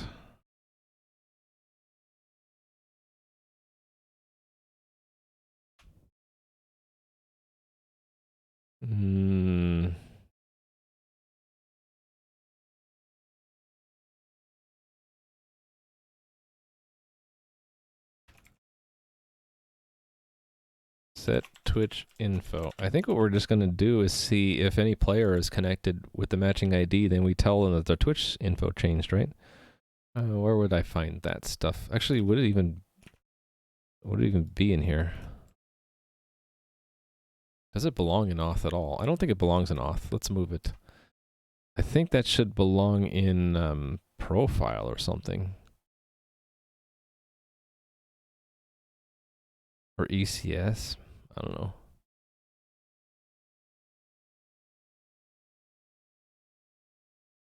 I am not decided.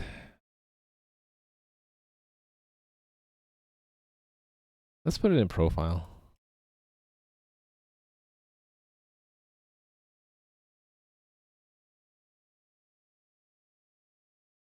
Okay, moving it to profile.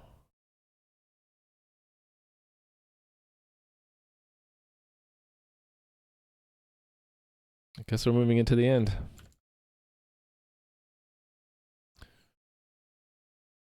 And take this, pick it up, and move it to the end here. And this is profile. All right. Okay. I think we're just doing the same thing, right? We're looking through all our clients. If a player's connected, then we're just going to tell them about it. And the way we tell them about it is what? Twitch? With a Twitch feedback?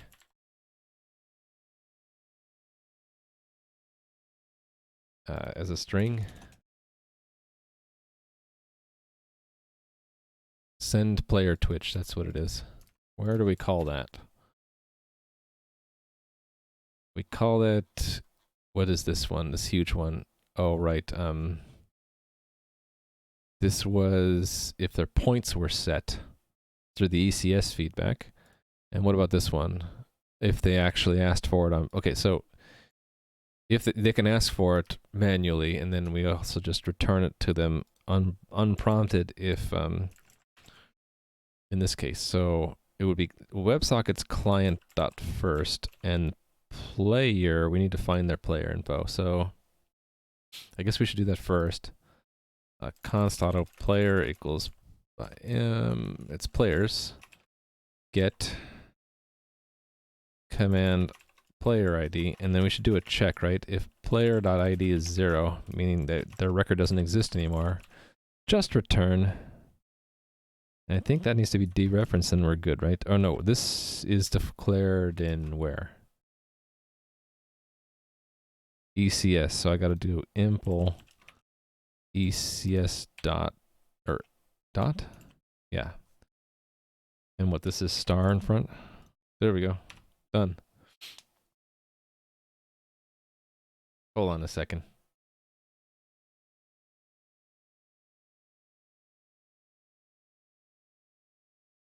Sorry about that. Okay, didn't build. What didn't build? Oops, I didn't mean to drag that. Okay, okay, okay. Oh, wait. What?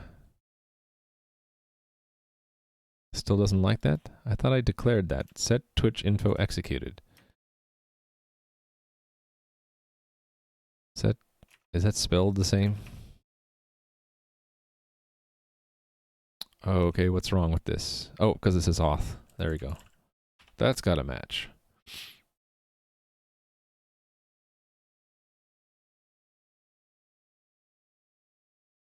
Okay, where's the test again?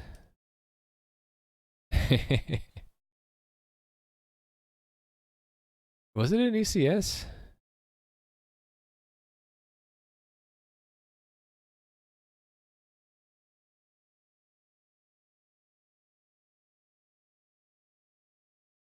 This is an ECS? Huh. That really should move to profile, shouldn't it? Well, okay.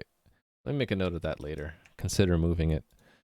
Consider moving, what is this? Request Twitch unlink handler from ECS to profile. Probably the link also, right? Because it's not, I'm moving it out of the entity component system. Anyway, this should work now. And this should also work.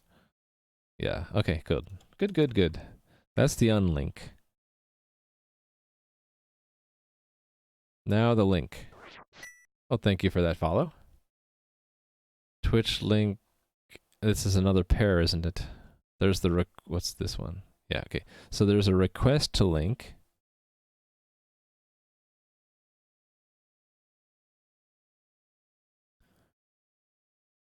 Right now it's going to store it. Right, it's going to modify, it's going to do that. Actually, that doesn't change at all. That's fine. It's what it does when it gets linked.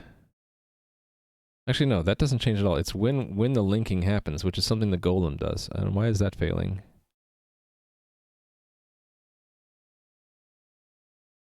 Hold on, what's wrong here? 8. We never get a message back? Why not? Oh, did I sabotage that by accident? I might have. I think I did, actually. That was, on ECS executed. That was the, I removed the Twitch profile change, didn't I? Yeah, I removed that. We actually need to keep that in there, don't we? Because the link could be added and removed. Or only added, right? You can't remove the link thing through this ECS change, but you can do it through an add. Hey, the Resubaka. I like the cacti guarding me there. Well, thank you, with Nathan. And hello. All right. I removed it, and I think the easiest way to get it back is just use the git tools. So that was ECS, right? And so let's do this trick where I stage and then I unstage what I want to get back. Where was it? This one. I want that. So I want to unstage that hunk, right?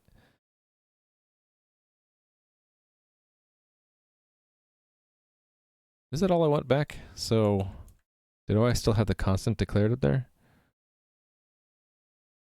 Yeah, I do. Look at that. Okay, so that's all I want back. So then I go to there and I just hit Control J, enter, and I get it back. And then I can unstage the rest and quit. So then I get back the code that I deleted down here. Right here. Should come back. There it is.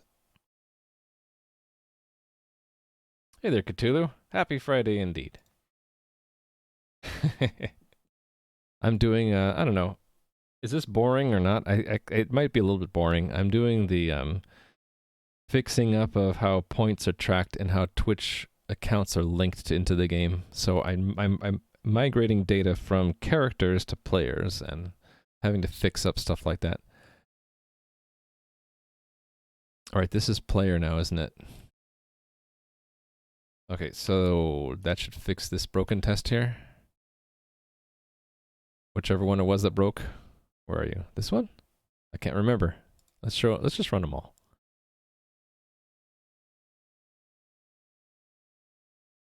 I think some of these other ones were broken before. Oh no, this one should be working. What's wrong with this one?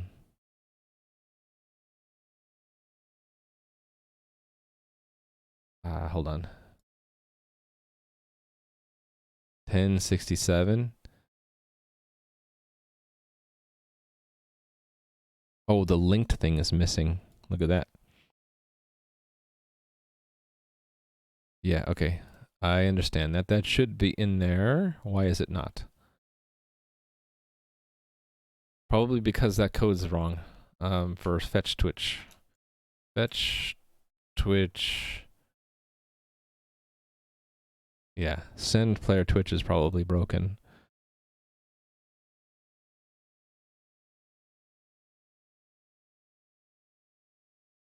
That's the code there. Why didn't it work?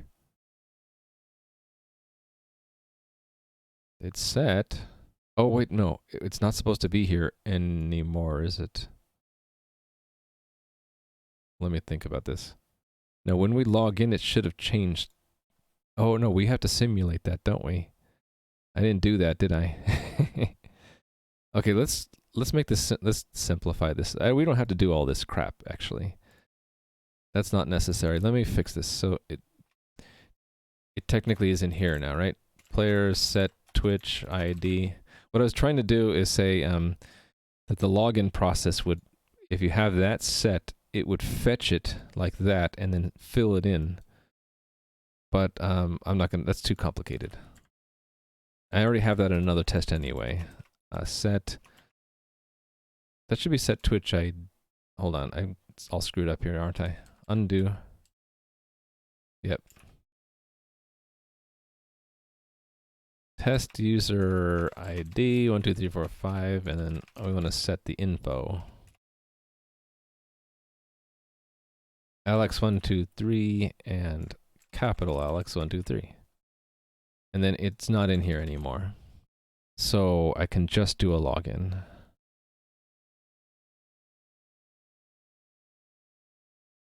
And I should actually make sure that I have a unit test that tests the migration of the data.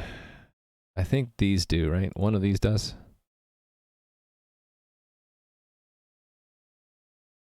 No? Uh-oh. It would say something about points. I think this is it.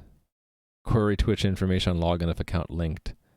Yeah, okay, so I already have a test, so I don't need to worry about it here. It's just login.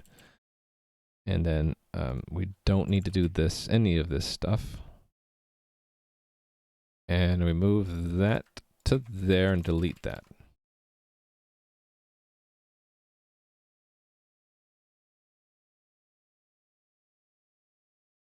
Build, build, build, build, build, and run it when the lights go off. Cool.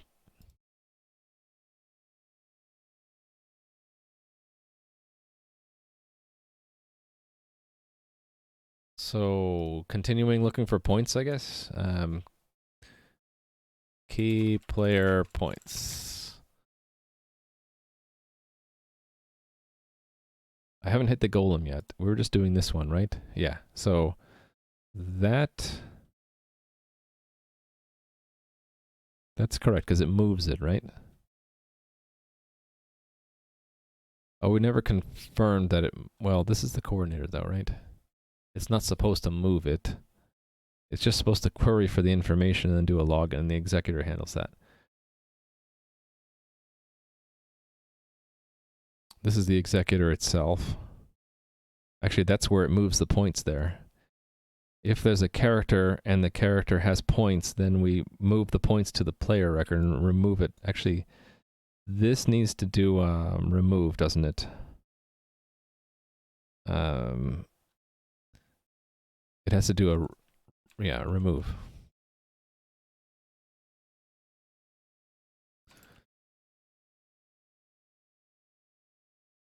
Right, okay. And this no longer should set it to 0.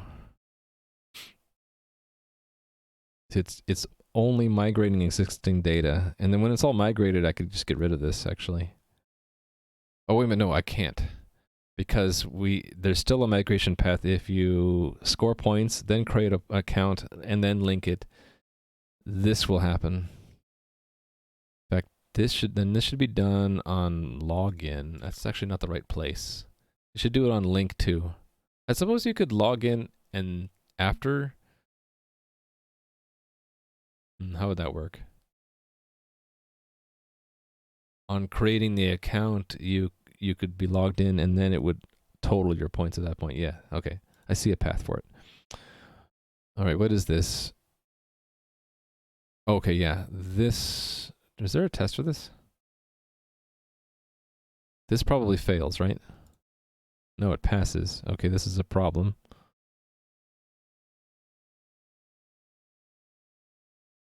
Oh, that's if the points are changed. What about an initial player? Yeah, so there must be a test. Let's just run all the subs tests. There's probably one that fails. If there isn't, then I need to make a test. Because this code is wrong here. It shouldn't be fetching it from the player component. It should be fetching it from the player record. Yep, that's it right there. Yep, the points is wrong. Okay, cool. So that's the test. And the change is simple. It's just player.points. There we go.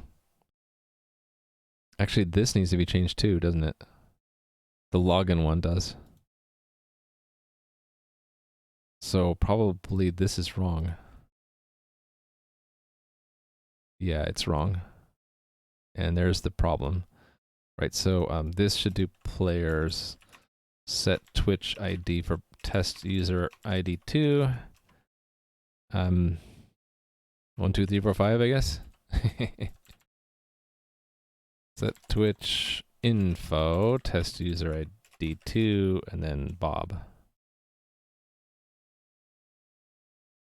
Capitalize it to make it different. Okay, so that is removed from there.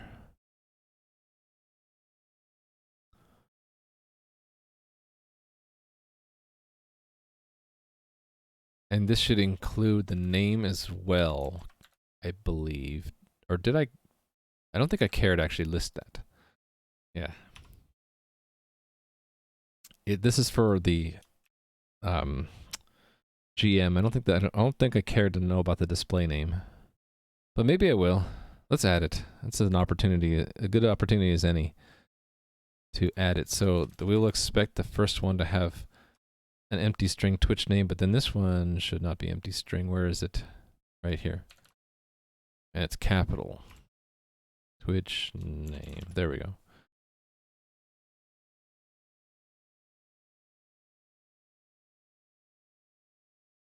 Right, so it's not set. Twitch login will be player.twitch login. It's so hard to do this code. That was so hard. So much work. Oh, it's passing now after all that work.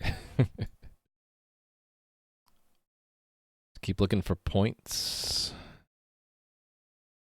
At some point I could just test this by restarting the test environment. I should get my points back. And then I can test the bot too. Oh, but I haven't done any of the bot changes. Right. I was skipping the bot for now. What about this one? Right, that's the migration. Actually, that's it then. All this other stuff is non-tests. Let me skim through it. Right, that's correct. That's incorrect. Players added. I guess I don't have a test for this. Do I want to make a test just to fix one line, or should I just fix it? I probably have one already for player added. Yep. So I should just assign them some points and test that line too. Yeah, see, it's just 0. So let's say a non-zero value. That way it will fail when I put the points in the correct place. So that would be here, right? Players set points. Test user ID 2, 100. And the same thing with the login. So players set Twitch ID, test user ID 200, 2345. And then info. Who are we calling this guy? Bob or something? Bob 7. Just to be different.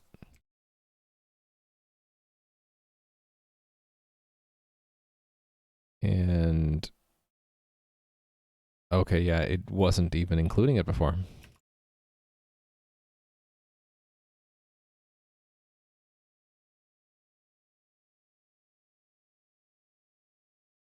Okay.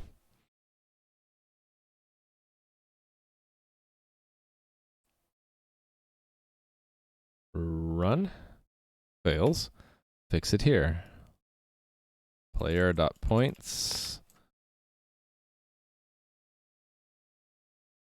This is just player.twitch login, and then this one is Twitch name. And we don't need the string conversion either. There we go.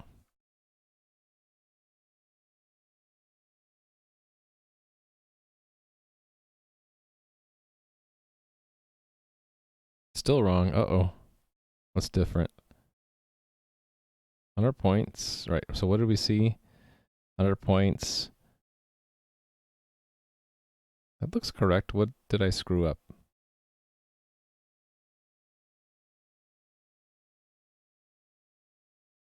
What's different? It's hard to compare these side by side because one's formatted and one's not. Permanent ban, no. Points 100. Server ID 0. Temporary. Oh, Twitch login is empty.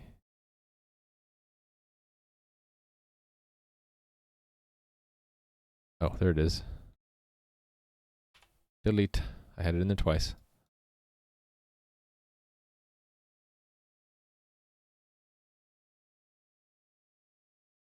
Cool. All right.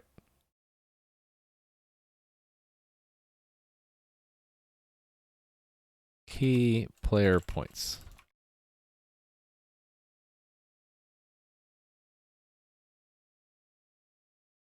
Set points. Okay, this is old code, right?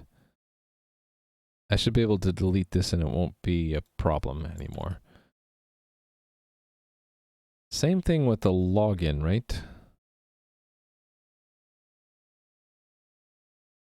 Yeah, that will never be there either. So the only thing that'll cause Twitch fields change. Actually, why is that's not a Twitch field? It should be just the link then. That's the only thing in here, right? The link.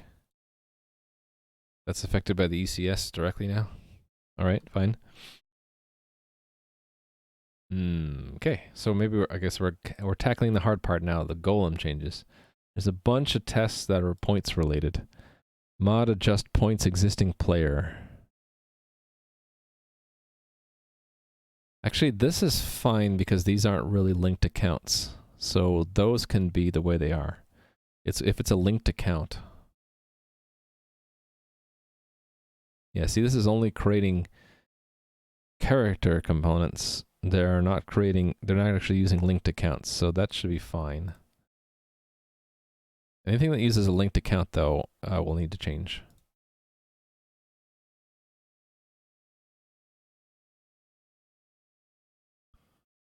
And what about this one? This is scoring points for a new player. So yeah, these are all fine. I might not actually have any tests that test scoring points for linked player. Oh, is this one? No. Oh, it is. Link account not previously linked. Right, so here's one that is going to be affected. So can I X out these old ones just to mark that I don't need to change them? Probably be smart, right? And this one, yeah. Don't need to handle those. New player. What about this one? Yep. Okay, here's one that we need to handle. And all of these, yes. Right, that we need to handle.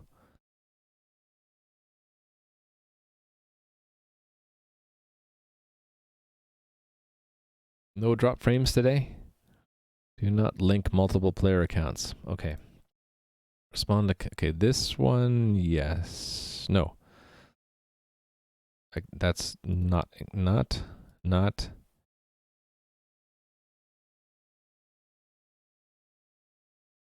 Right, okay. So it's only the tests that involve linked accounts. Gift, not enough points. Gift without points. Negative points. Learn Twitch display name, yes. Display name changed. Unhanged? Unchanged. Okay, so these are the ones I need to worry about. So there's a test user, and it should start out not linked before. So there is a link with points, and then this causes the... No, that's not a link. What is that?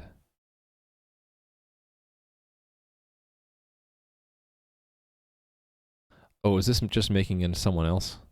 Someone else named Alex? No, what is this?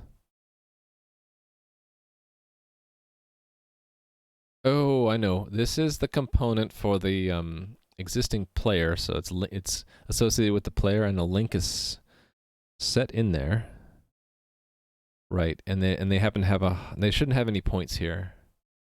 Well, no, they could have points from before, but it wouldn't be there. It would be directly in their player record. So players set points test user ID 100, and they wouldn't be here anymore.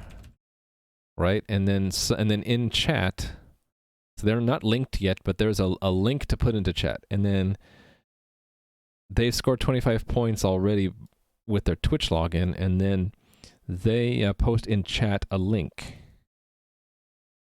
and it's supposed to add the points together. These points added to these hundreds, and then put into the player. And it should also remove this entity. So it should destroy the Twitch entity, right? Yeah, destroy the Twitch entity. Modify this entity to remove the link. Are we setting that to true? It already was true. Why am I setting it again? Why am I doing that? Oh, because it was in here. So it's basically taking everything and copying it up. So, but the points won't be here. And the login won't be here either. In fact, the login will be removed, right? Yeah, we want to remove the login and the points. And before we do that, or after? I guess after would be safest. We would expect another action of type set Twitch info. Set Twitch info. And it would be player ID. Player, not player entity, it would be the ID. Test user ID. Excuse me. Test user ID. And then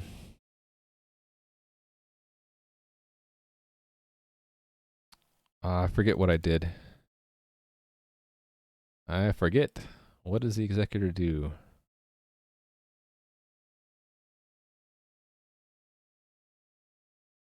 Not the executor, sorry. Oh, I haven't implemented it yet, right? That's why. Where would that end up being? On ECS, I guess? On ECS? Yeah, I haven't implemented it yet. Okay, I'll have to do that. So I should probably have a test for that. So I need to come up with keys, I think. Can I use an existing key? Player ID. Oh, I do have that. So I don't have a Twitch ID. I guess I'll make one.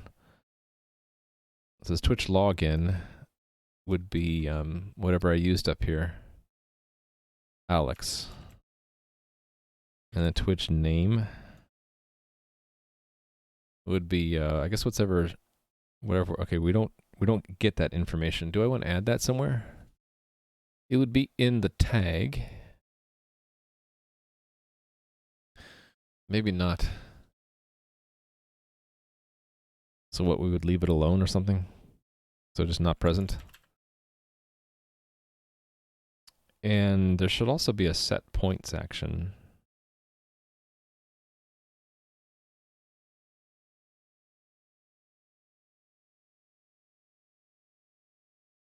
We should probably give them their points first.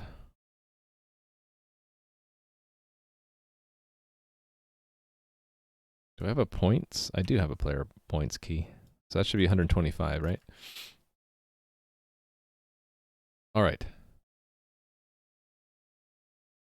That's the test.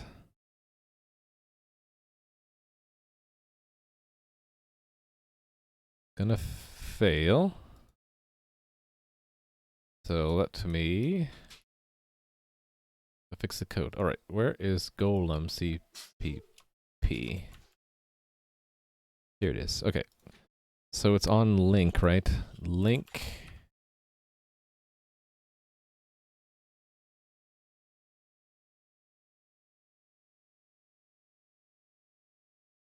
What is it searching for here?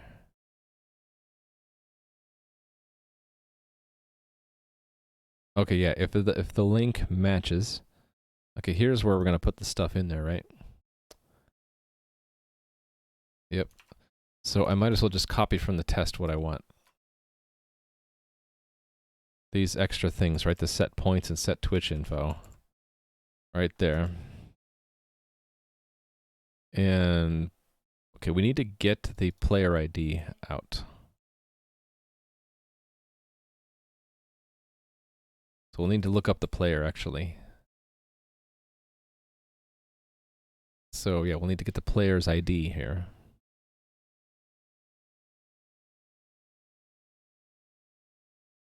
I'll tell you what I want, what I really, really want. Is that what you're saying? Do I have to sing it? Okay, player ID. Yes. So this link will only ever match if we have a player ID. Otherwise, it's impossible, right? Just making sure. I guess we can just check. Const auto player equals impl prof. Do we not have access to impl? Oh shoot. How do we get access to the player? I'm not sure here. Player record player. Ooh, we might not have access to the player from the golem.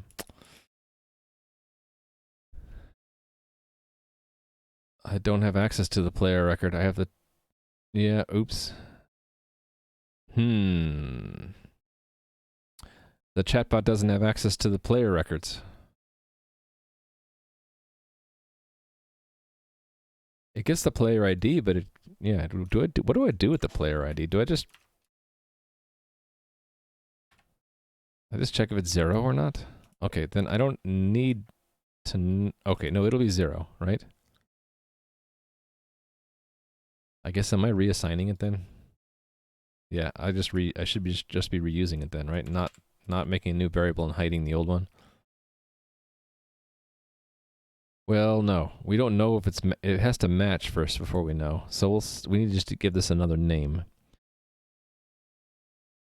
Candidate? Player ID, maybe? Anyway.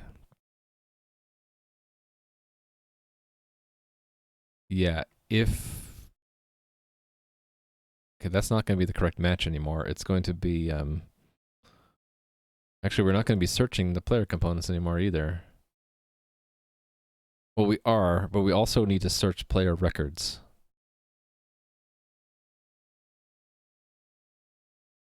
See what that means? I'll probably just have to pass, where is it? This is handle incoming message. Yeah, these chat handlers, I guess, will just all be given the player record then. And it might be empty if it's not our linked player. Which makes sense, right? Yeah, okay. That's what I want to do.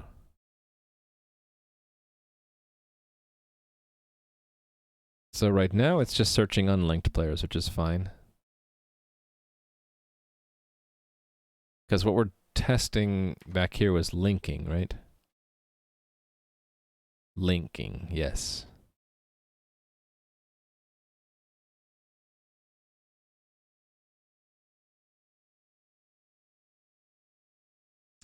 Oh, but we'll need to be able to look up players. So we should just give access to the players, to every handler then. So that's easy. When we call the handler here, we can just give the players. Players. And we can dereference the shared pointer, right? And just give access to it directly. Players. Oh, look at that extra space there. Fix that. That extra space there is going to get me. Okay, so these chat handlers all have to be... it's a good thing I have the macro for this because it makes it kind of easy. I can just do this now. Player record. We don't want them to be modified, so they need to be const. Player. No, oh, hold on. It's wrong thing. It's players, right? There we go. Macros are evil, he says. Good thing I have them. Good thing I have that evil power. Right, so it's the same in the declaration as it is in the...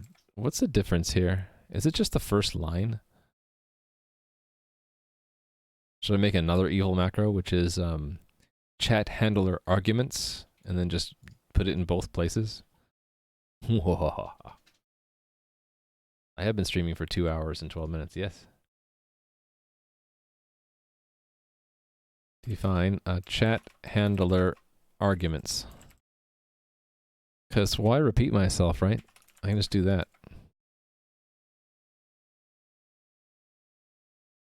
And then just do that. Oh, just do this, right?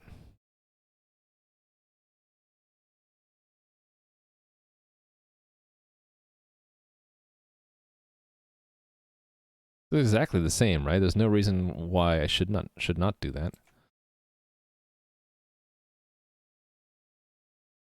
Yeah, there we go. Much easier.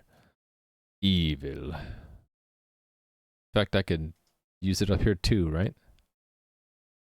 In all 3 places. Yeah,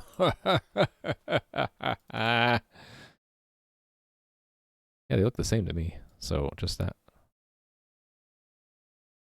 So pointer to 1, the declaration, the definition, we're good. Cool. In fact, that's why I made those macros, is since now I don't have to change anything, because it's just given to us here. We have players now. I can look it up. Where are we looking it up? We're doing it in link, right? Link. Right, we're doing it here. So it's players dot get candidate player ID.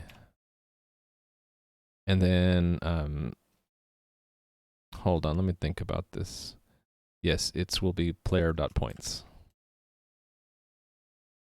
And this is player.twitch login.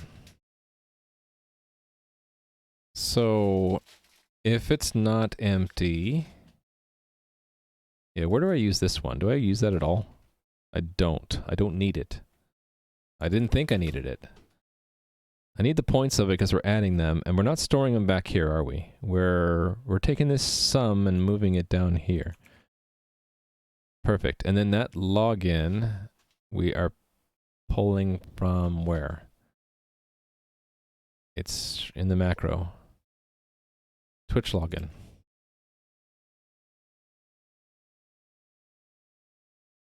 All right, and then I need to make sure that we null the login, the points. Mod is combined. All right, good. I think that's it. That will update the linking. And then I gotta do unlink, and then also all the scoring has to be updated, because if a scoring for a linked account, the points need to go to the player record, not the character component. Look at that, first try. I'm that good. Wahaha. Shouldn't get too full of myself though. Link account previously linked will fail. It needs to be linked though. Well, wait a minute. What's this? Why would I have a test link?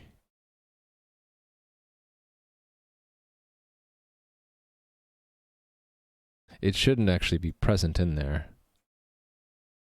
Wait a minute, I allow it anyway? Why would I allow it?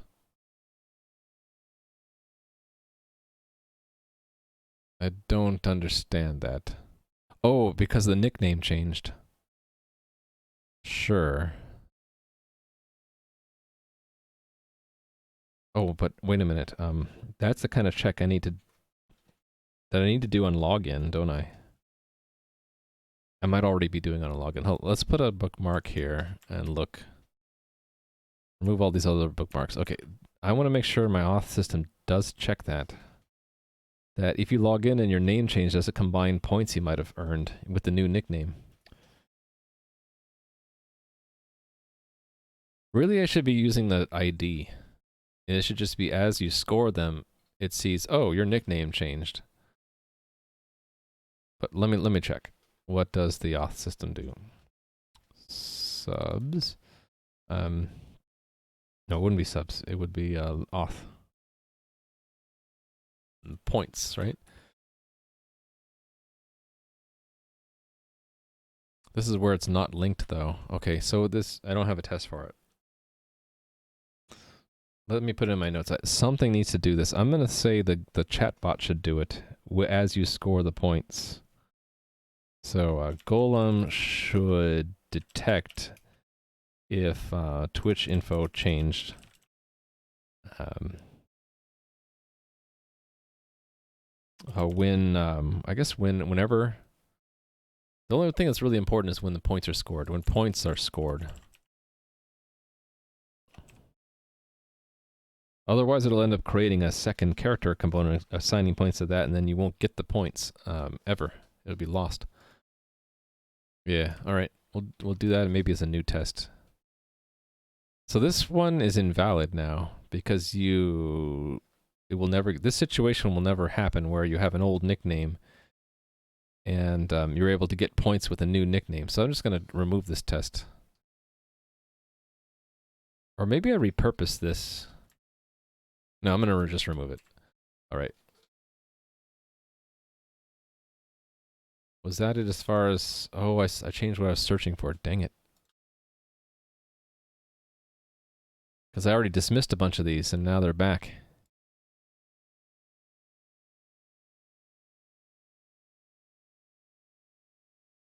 Do I bother dismissing them again, or just do I search for ones that I care about?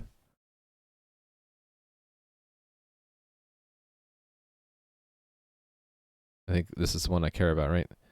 Do not link multiple player accounts. No, actually, no. These are points scored beforehand. We link one. Oh, no, it's already linked. Okay, yeah. This one I have to change. It's this login. Player 2 is already linked to Alex. Yep, okay.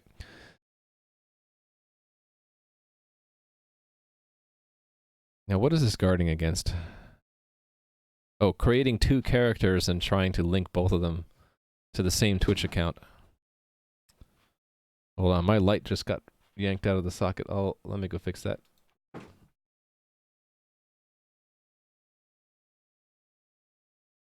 All right. My gracious helper fixed the light for me. All right. So this is not how accounts are linked anymore. It is done through setting this Twitch ID. Test user ID 2 to it's just some ID, right? And then info. Alex and Alex, sure, why not? So that is not, and then we have to give them some points, because why not? Set points, test user ID 2, 25 points, right? So these are not present anymore. Then the Alex tries to use a link from a different character. It should say that they're already linked. Cannot link account. Okay, cool. So let's fix that. Engine changes.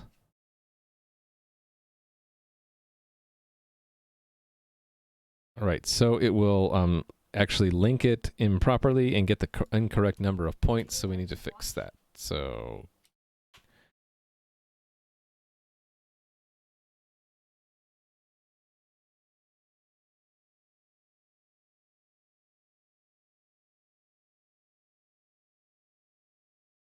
right, so it's not checking enough things, right?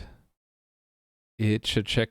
It should be if, okay, where's the already linked check? It's this one, right?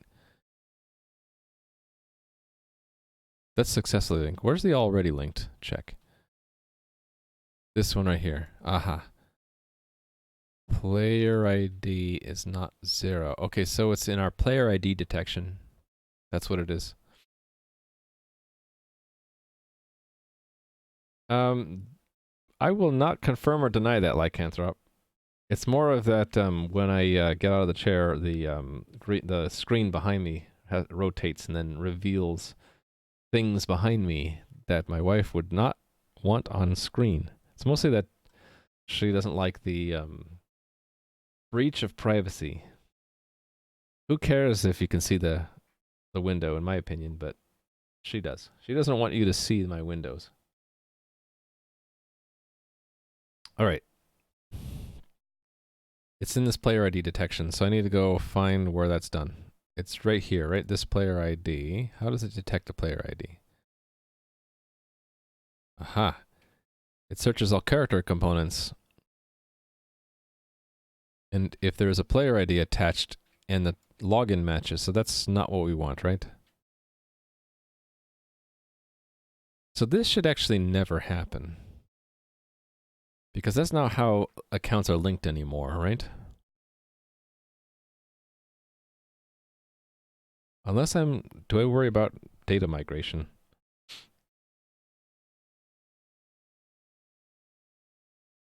You know what I could do is I could just, no, wait a minute, let me think about this.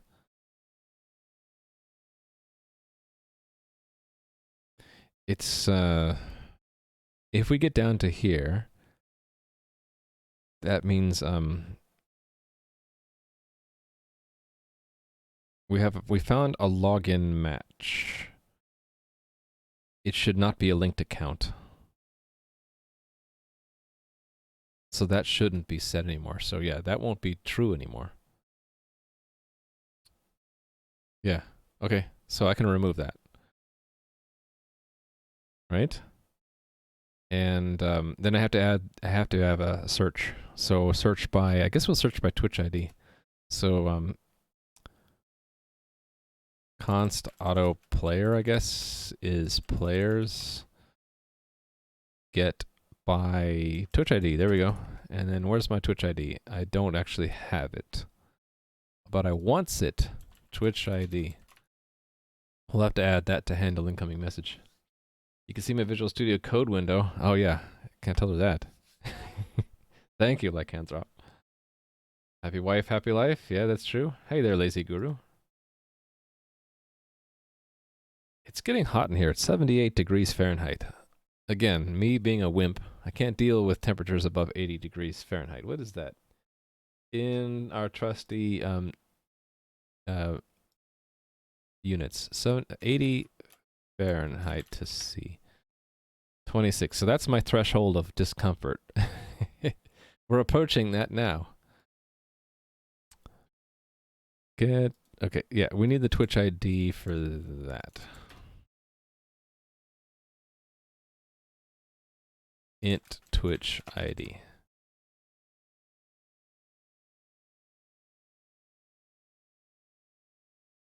Wait, really? Yeah, that's how hot it's getting in my room right now, and I get uncomfortable above that. I will not deny the fact that I might be a wimp as far as temperature. 34? Yeah, I would be sweating. This is the identifier of the Twitch user who sent the message. So we got to add that. Okay. Whoops.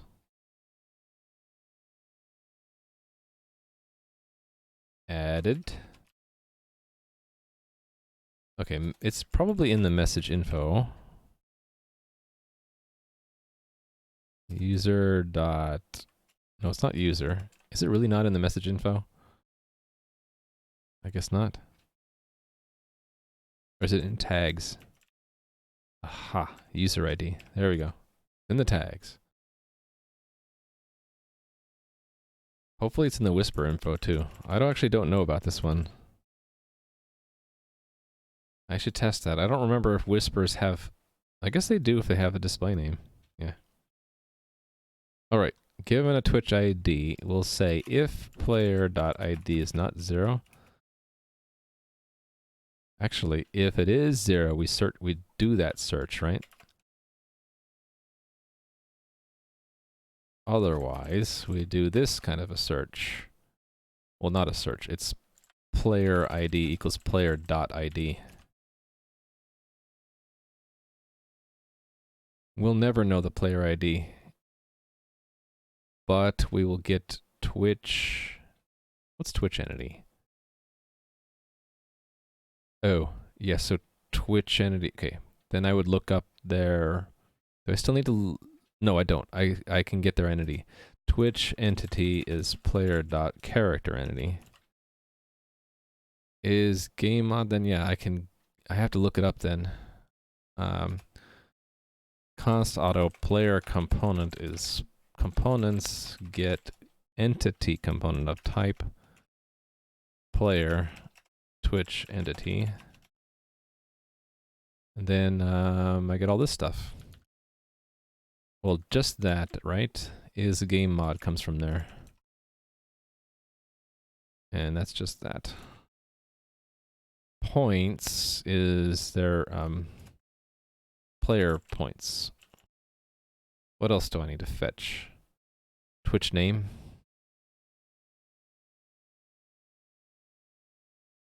Equals player dot... Actually, no, that's not true. We want to do the same thing, don't we?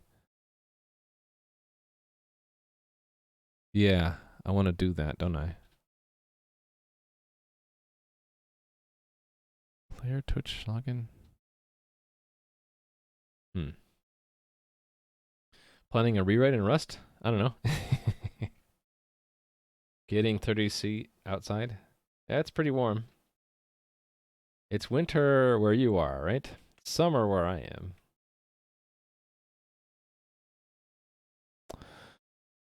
All right.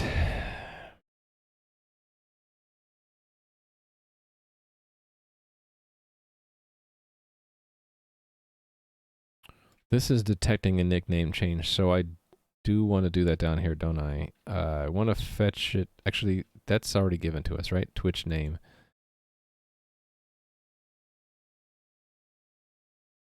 Oh, right. This is fetching it if it was missing from the tags. I don't think we'll ever need to do that. But yeah, so if it happens to be empty, we get it from the player. What's stored there? Player.twitch name. It's this part I want to do outside here. In fact, I want to do it here as an else to that.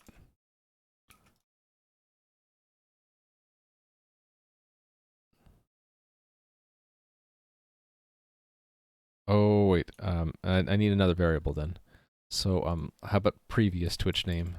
So standard string previous Twitch name, and then it's here, right? It's this thing. So we can drop this.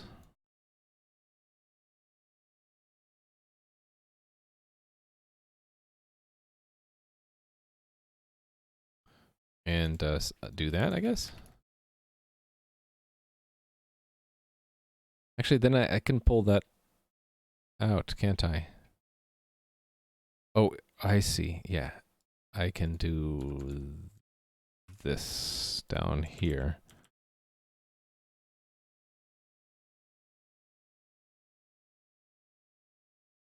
Try the previous Twitch name. If it's still empty, use the login. Okay. I'm not updating the well, the login were given to us, right? So it's previous Twitch name equals that.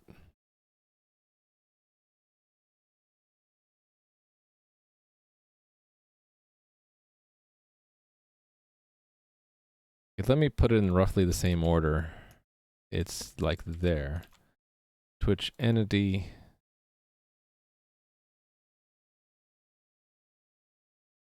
And that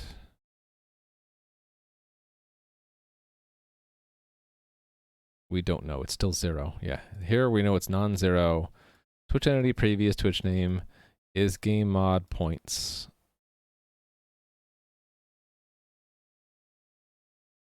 And I don't need that, do I? I don't need that. If it's empty, try the previous. If that's still empty, use the login.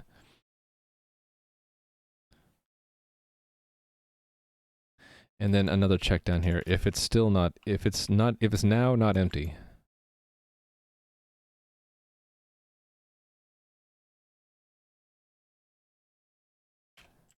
And this should be Twitch name, right?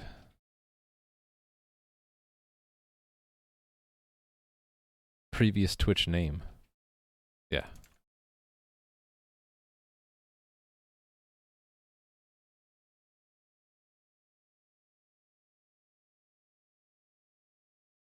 So if it's no longer empty and it's changed, then we want to post a change, right?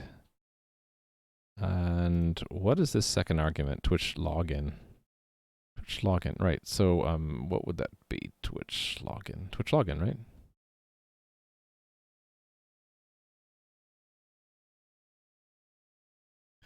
And this, I'm gonna have to change post player change. We'll say to do need to change this. But I want to do it right now. I want to get through this. Split the message, and then that player ID. So it's going to be 0 if it's not, if we don't find them linked yet, right? Let's see if this is enough to fix the linking problem. Uh-oh. It's a bunch of errors. 797. Oh, those are warnings. What were the warning? Can't convert to an int? Oh, it's the type of that is uint max t. Okay. I guess I can just convert that to an int.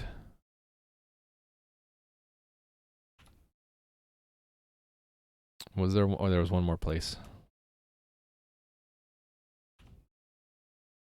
I wonder if I'll run into a problem where we'll have a Twitch ID that's more than a 64-bit integer. Or, yeah, this would be 64-bit, right? Well, and this won't tell me the size. Yeah, okay, but I'm building it for a 64-bit machine, so that it'll be 64-bit. I think. No, I'm not so sure. What's the size of int on a 64-bit machine? It's 8, right? Or is it 4? Now I'm second guessing myself. Anyway, Maybe I'll make a note of that. Double check that it's safe to use int for Twitch IDs on 64-bit builds. I think so, but you know, you never know. Run it again. Okay, it didn't do the right thing. It should say cannot link account because it should have found. Oh no, that needs to be in the tag, doesn't it? Okay, so it's like, what do the badges look like? 4 bytes, really? So, is there a Twitch ID that's bigger than 2 to the 31? Like 2 billion something? Then I might run into a problem, won't I? And I want to go through and make them all uint max T's, right?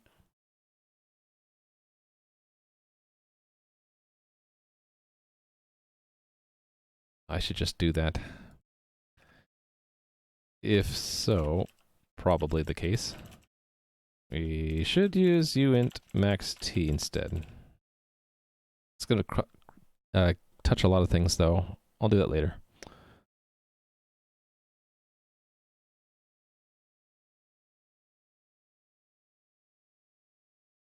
Right, so let's search for this. There should be one with a tag in it. Maybe I didn't bother though. Okay, here we go. Here we go. No, those still don't have tags in them. The tag is important though. That's how we're recognizing identity. Okay, there was one.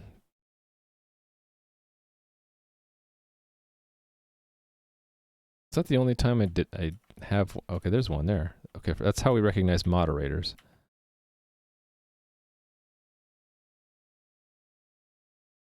The feeling that I'm wrapping around in my search. Okay, let's go back. Oh shoot, I lost my place. Would it be? I search for Golem. Where is it? Yeah, here. Here we are. Found it. So I need to have something in there, but it's not badges, it's something else. Let me cheat and look off screen, or I have a copy paste of that. It is user-id equals 1, 2, 3, 4, 5, right? That would identify and match that. I might as well put the name in there too. So that is display-name equals capital Alex.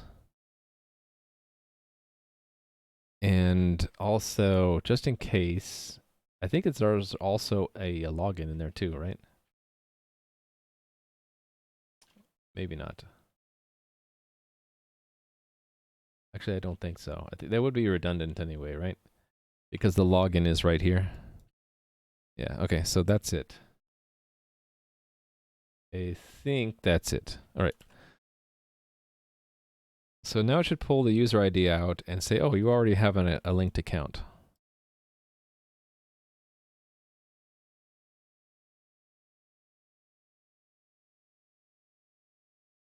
Why is it going to capital Alex? That's wrong. Okay, that's a problem. Cannot, yeah. You're not supposed to use the Twitch name, it's supposed to be the Twitch login. I wonder if I've been doing that in a lot of these things. That's okay. Yeah, but when we send something back...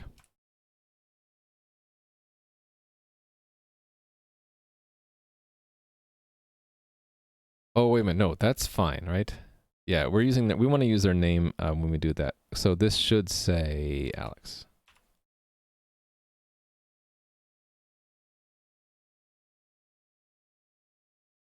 All right. Yay. Okay, just for the heck of it, let me run the other tests. So okay, there are some other things that are broken. Oh, there are a bunch of things that are broken. Wow. Okay. Almost everything is broken. I wonder how I broke everything. Let's just go to this one. What's going on here? Right, they're a moderator.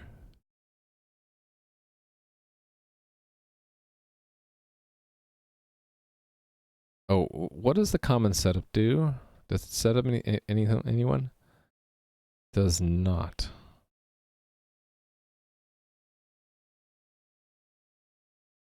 Huh. Interesting that that would fail then. Because they're identifying as a moderator.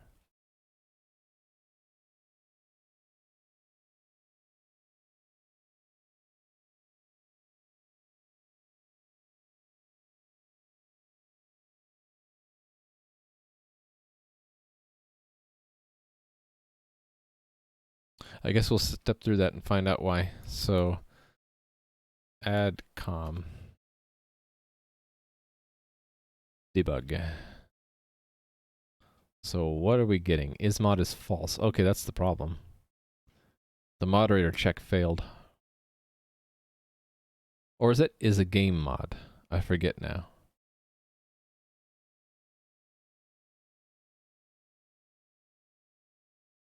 I think that's if it's a game mod or not. This would have already checked if it required a moderator, right? Game mod required. That would have already checked it.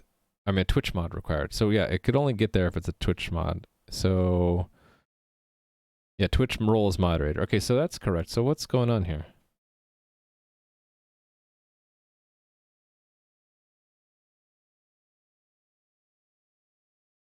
Why? Okay, it looks like it would work. So why didn't it work?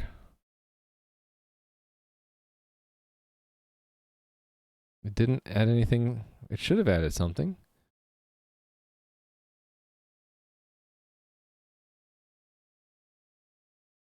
That's weird. I saw it hit that. What if it's not getting here second?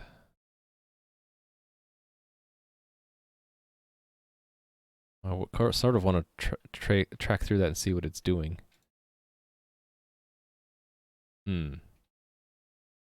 So what would the submit actually do?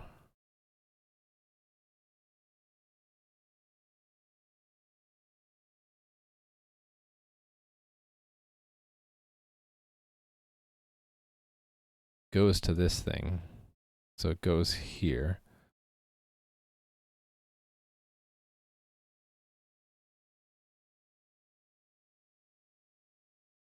Wait a minute, what is the setup? The setup should say that it's the leader of the cluster, right?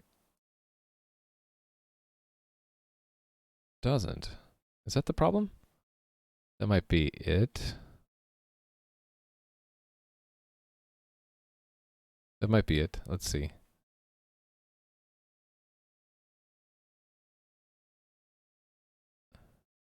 Yeah, no, it is correct.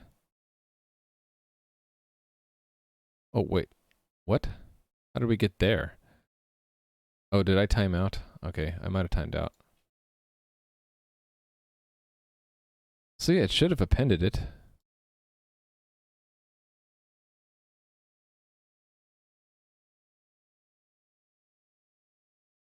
And what was the index before? 1. Oh, it actually added 2 things. Oh, that's what it is. It's like, it's, okay, we need to see what that extra thing is. It's adding another command, that's what it is. It's not just adding 1 command, it's adding 2. What is it adding? What's this one?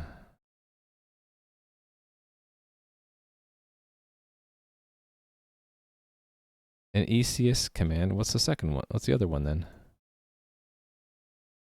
Another ECS command. Why is it adding 2 of them?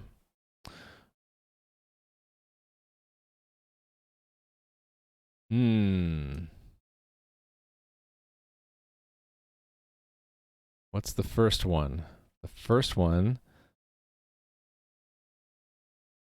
Okay. Wait, what is this? Oh. This one. It posted a player change. Oh, that Alex, the Twitch name of Alex is capital name Alex. Is that it? Oh, and the previous Twitch name was not known. That's what it is. Okay, yeah, that is a problem. all of these tests are going to have that problem, right? We're giving a name to Alex now. And Alex didn't have a name before.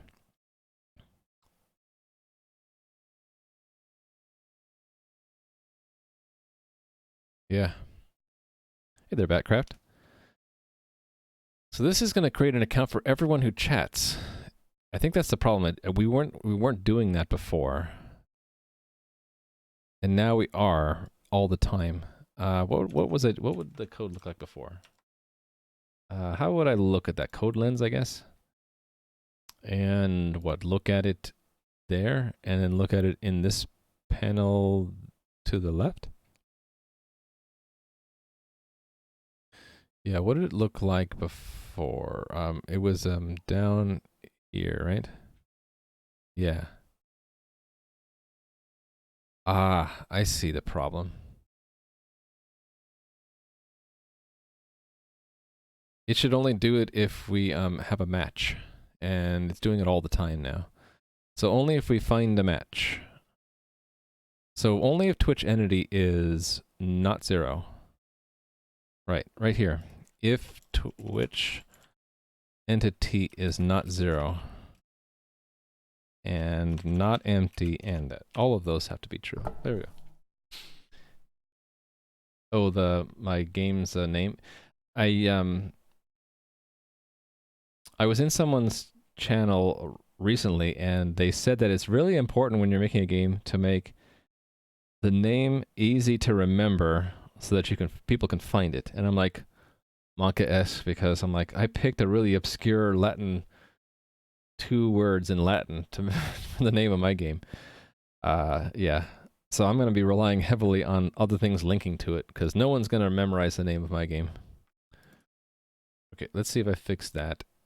Okay, cool. So maybe that fixed most of the other ones too.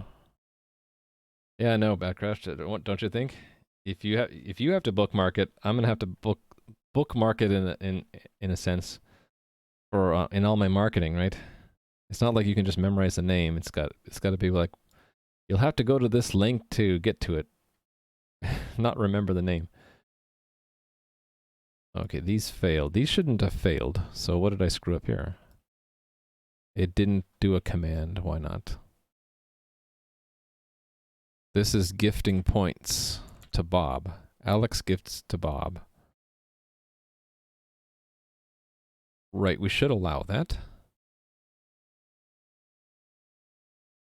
And it's not doing it. So I need to look at gift.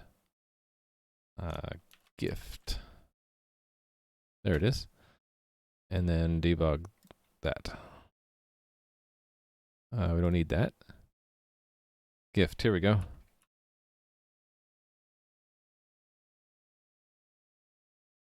Oh, it's finding them again? Well, that should be fine. It found Alex.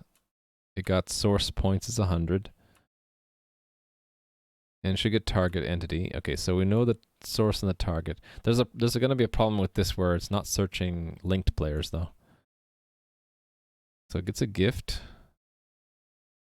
Gift is 20. So it should have submitted that. Oh, wait.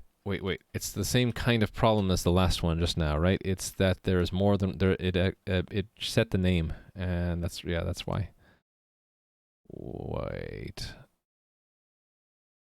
Yeah, so I didn't have the name in that test, did I? I just have the login. I don't have the name. Where's the name again?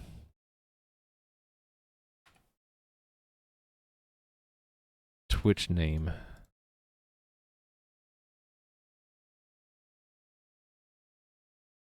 Yeah, so I need to have that stored. Authenticator is a second factor, yes. So Google Authenticator or Authy or anything that's compatible with time-based one-time password. And what do I mean by I'm playing OR right now? You're playing what? Is that like who's on first and what's on second? That kind of thing? And hey there, Toulouse. It's still hovering around 78, 79 Fahrenheit. It feels hotter though. Thank you for that follow.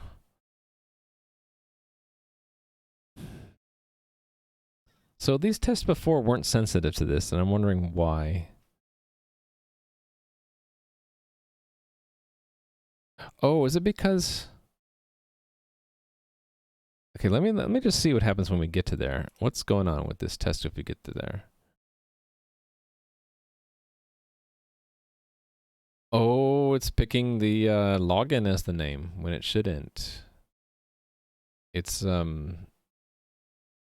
this code here.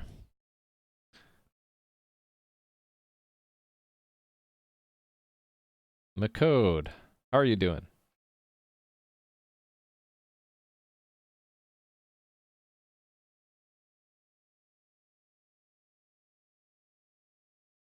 Okay, yeah. So we have some new people here who haven't been here for a while. Let me link to my game. Brief intro since I don't have a command that covers it, but it kind of looks like this, and you can see the messages going between our game client and the server. And thank you for that follow, by the way. This is a multiplayer online game, so it's like the old Ultima games where it's 2D tiles, and these monsters thankfully don't attack me on sight, but if I were to attack them, they would attack me back. I just barely survived there. Oh, I got some loot. I can't pick it up though because my bags are full. But yeah, the game runs on a server, and we're just presented our view of it in the browser, and the communication with the server is all over a WebSocket, which is over a SSL, secure connection and all that. And today I've been working on updating the integration between the game and Twitch. So I recently added this button here, actually. I just do another incognito window and it should show it, right? Oh, actually, no, that's going to bump me out. I can't do that. I have to do what? I guess I can do a new private window for Firefox. That'll work, right? The window's not behaving. Localhost. So I've recently been adding this login with Twitch, and that connects. It forms a not connected. It forms a link between your game account and your Twitch identity, and so I've had to move the data associated with that around, and so I'm doing a lot of that fix-up work today. So it's kind of like game engine work, and normally on my stream, I either do work on my own game engine, which is what I'm doing today, or I'll actually be doing game development. And when I'm not doing game development, I won't have the game development tag on Twitch, like today. So today is going to be more like under the hood in this server. And I just like to show the game if you haven't seen it before, but I'm not actually working on the game or the game content today. Working on the information about how accounts are linked. So for example, I can show this if I do a clever search here. I'll do this. I'll search for, we'll use Toulouse for an example. So you see here, Toulouse has got 67 points. I can gift him a point. Now he has 68 points. So the game is running a chat bot, and VIPs and above, if they say something in chat, it actually shows up in the game. And I wonder why it didn't show there. Is that because I'm not a VIP? Weird. Okay, the chatbot is enabled. Why didn't it show up here? Anyway, I guess I got bugs. Yeah, it's not showing up here. Why would that be? It showed that message from, I don't know, a long time ago. Yeah, that's an in-game chat message from Batcraft. I wonder why the chat isn't picking it up now. I haven't changed that. Anyway, I get sidetracked by seeing bugs in my own game. Yeah, I'm working a lot on the migration of the data that links your in-game account to Twitch account. So if you got any questions, let me know. Let me put in my notes that chat linking, linked chat appears to be broken. Linked chat appears to be broken. So by the way, I have like notes for every stream I do. If you ever want to see my notes, they're there. Every stream has got notes, and also I got other notes, like when I looked up all the information about how to log in with Twitch. That's like the Java Web Token stuff. I have all the links that I found and I put them in my notes. So that's if that can help anyone else out. So I think this bug here is that this name is defaulted to the login. I'm thinking I'm just going to remove that code. Yes. In fact, I'm going to say that they both have to be not empty. Oh, no, that could be empty. That could be empty. There we go. Fixed. That time of day? You mean food time? Enjoy your food playing with scissors. Skizzers. Sorry, I slipped up there.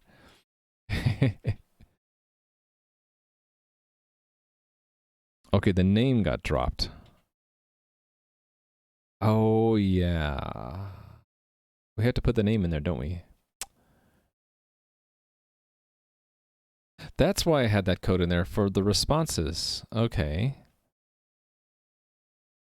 Well, how am I going to do this then?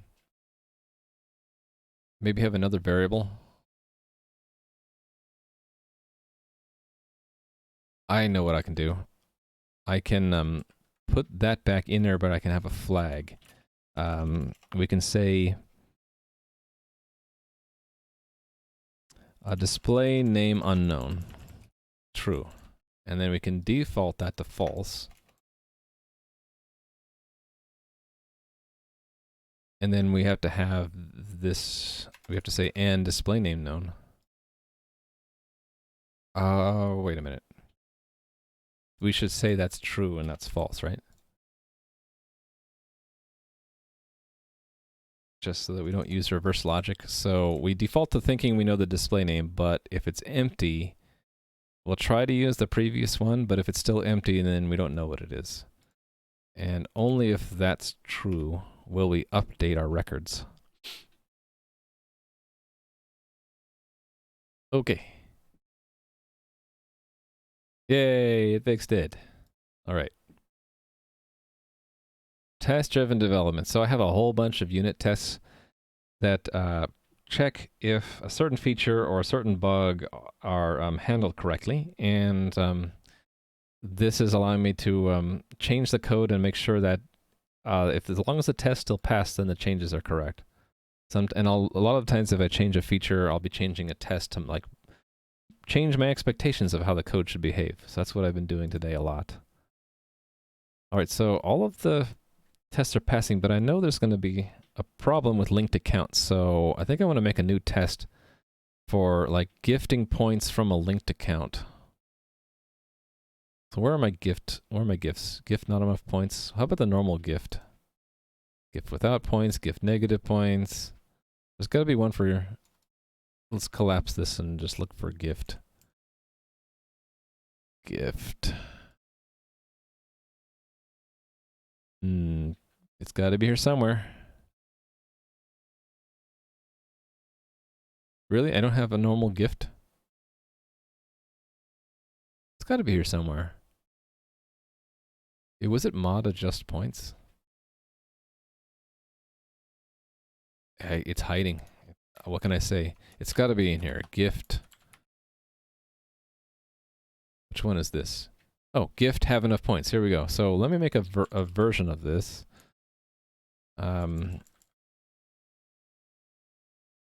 Gift from linked account or something. So here we need to actually have this. I need to actually have a real account in the game, not just a record for Twitch. So I'm looking for players. Yeah, this thing. So here's a better one, actually. And who's gifting whom? Alex is gifting to Bob, so it's from linked account, so it'll be Alex. So that's, I think that was player 1, right? Ready, player 1? Alex, and they have 100 points. So that is the case when they're linked, is the login and points gets moved into the player record. They should still be able to gift points. And we should have that instead of modify component, it should be set points for player ID player 1. No, test user 1. Oh, if it's actually a real player, I need to set the player ID to test user ID. Not strictly necessary, but I think I need to do it. And I also should say, oh, where is it done? This one. That in the player record, we link back to the character entity. So that's player 1. There we go. Okay. Alex gives points. It's set points to 80. And then Bob doesn't have a linked account, so we modify their Twitch record directly. So that's one variation, and then let me do the other two. So it's from an unlinked account to a linked account, and then between linked accounts. So this is if this was from linked account, this would be to linked account, and then we'll just make Bob have the points and stuff. Or what? No, Bob will be the one that is linked. So 2 here. And it's Bob.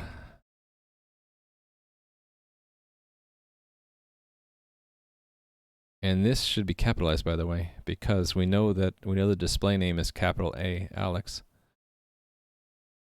And this will be capitalized Bob. And let's see, what else do I need to do? We remove that, but I have to add the ID. And this other thing down here. So that goes in there. And this is player 2.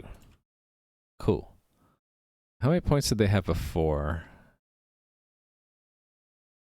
I guess they had 25 before. If we gifted 20 and now they have 45, so they must have had 25 before. Right, so we keep that, and then this is the one that changes. Set points, and this is player ID, player 2, and then the points will be 45. That's that, and then there's the gift between linked accounts. Gift between linked accounts. Then they both have to have links, so... Oh, I forgot something up here. There was one line to call add test user. And this has to be like add test user 2, and then this has to have both of them. Try to keep them together. There we go. So he'll be 5, 4, 3, 2, 1. And that's Alex with 100 points. That's Bob with 25. So these both have to have IDs in there. That's number 2. I'm probably going to miss something, aren't I? That is player 1. Okay. And then these are both capitalized now. And it's set points for both of them. Player ID. Oh, I had that wrong in the other place too. Test user ID. And that's test user ID 2. And that's 80 points. So this one up here was wrong. That's test user ID 2. Okay. Updating my test cases takes a while. Got 1 more hour. Yep, about 1 more hour. Because I started an hour late. I normally would end around now, but I started late. Cool. I expected them all to fail. Now, the question is, what's the easiest way to fix it? Gift. How is it failing though? Let's see. It didn't do anything for that test. How about this one? Some didn't do any, none of them are doing anything? Oh, that's weird. So they're never even gifting anything. I want to see how far it got, actually. I expected it to do something.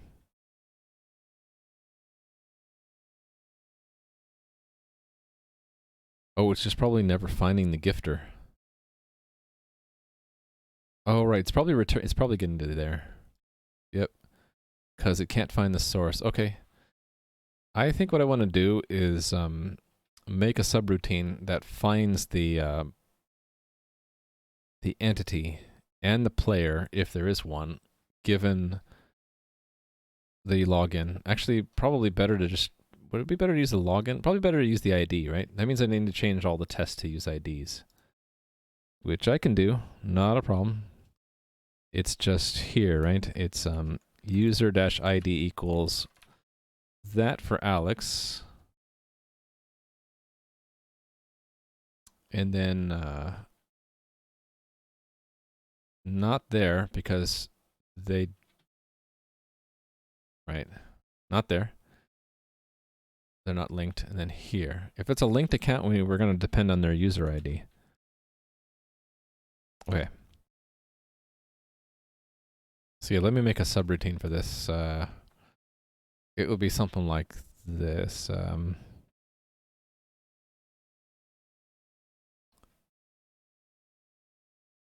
This was looping through once.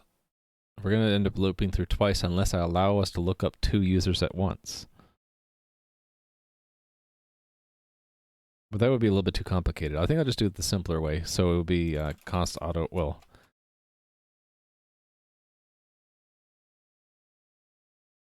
it's going to be a structure we get returned, right?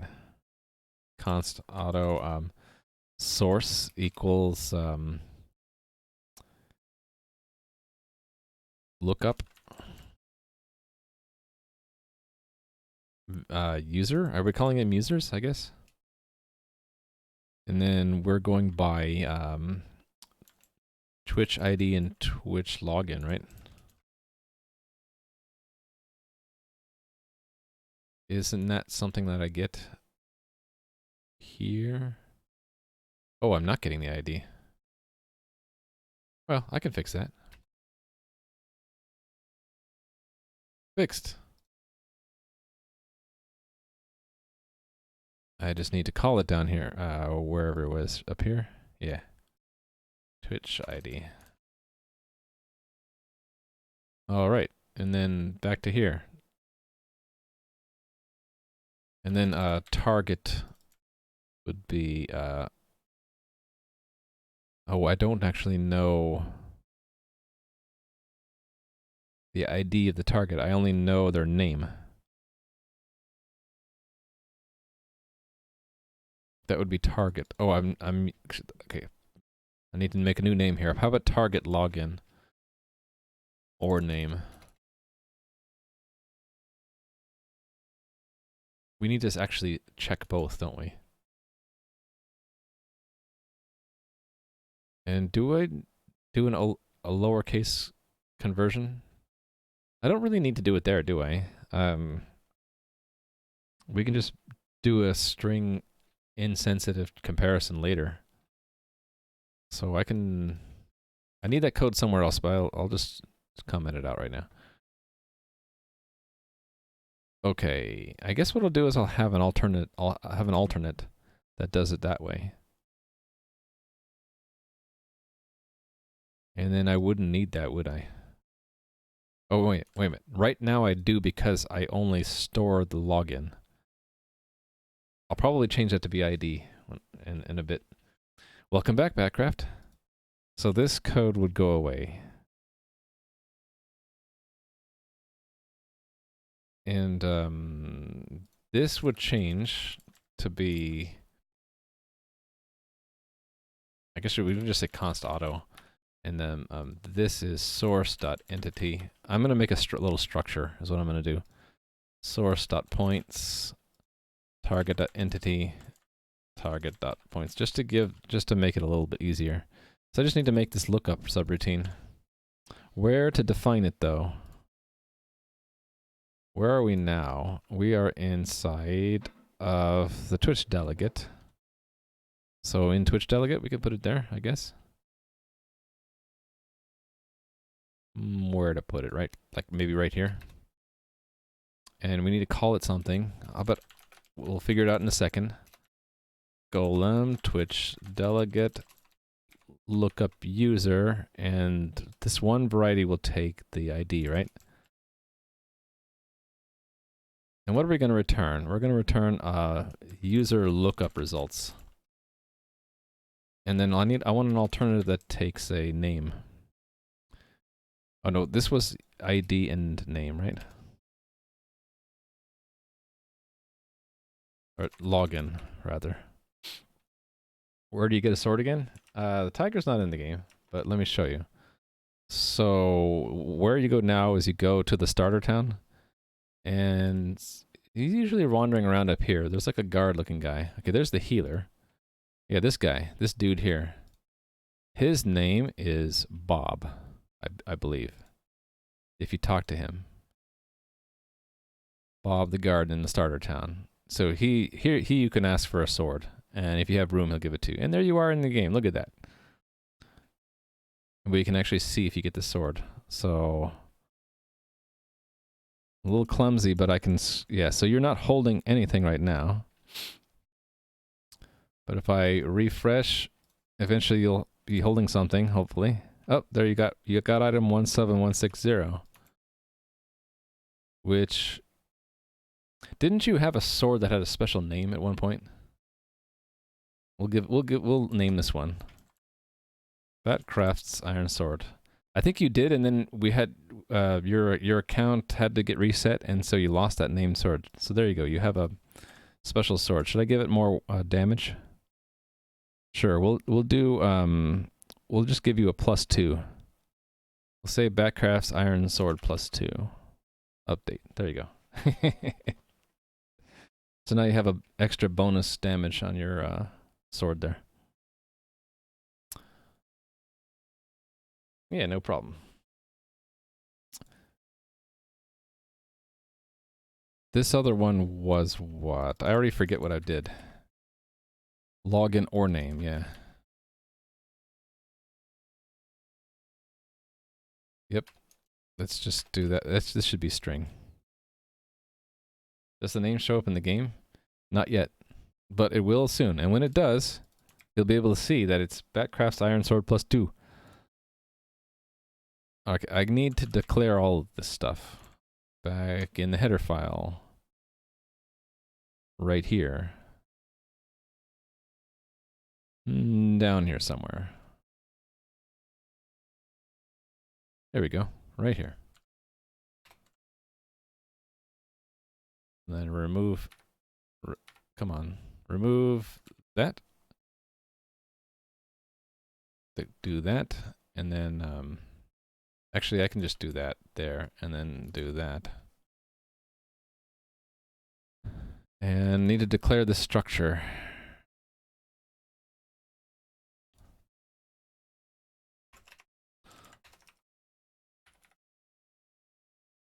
This holds the results of the lookup functions or methods.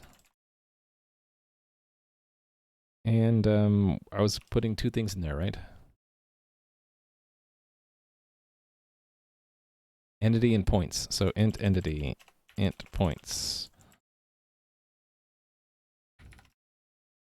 This is the unique identifier of the player entity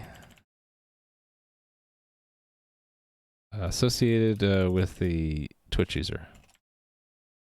And then the number of points that they have. This is the number of points currently owned by the Twitch user. Login with Twitch doesn't work yet because I haven't deployed it into production. I'm not ready to deploy it until I fix this up. If I deployed it now, you would lose all your points, Cthulhu, and you wouldn't want that. You'd want to keep all your points, right?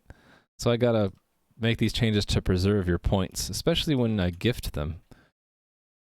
Yep, we gotta fix that first. So this is sort of the body that I want for unlinked accounts, so we'll do that.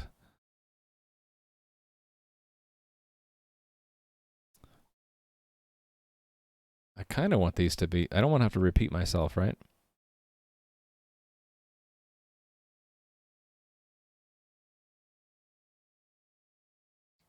Actually, why am I doing this? I don't know why I'm doing this. It should just be like a 0 if we don't know what it is, right? And then I should just have one of these silly methods. So just that one, and then make that login or name. Yeah, I'll just do that. I don't know why I was going to have 2.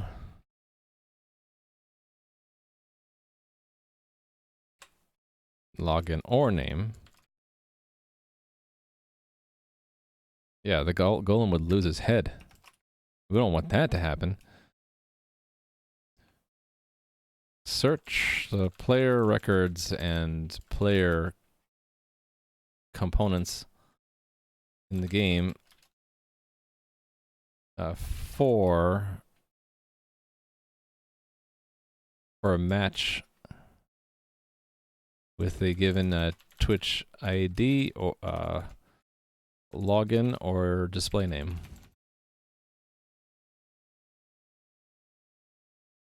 Twitch ID. This is the Twitch. I can't spell right now. I think I'm just sitting wrong. Okay, this is the Twitch ID to match against our records.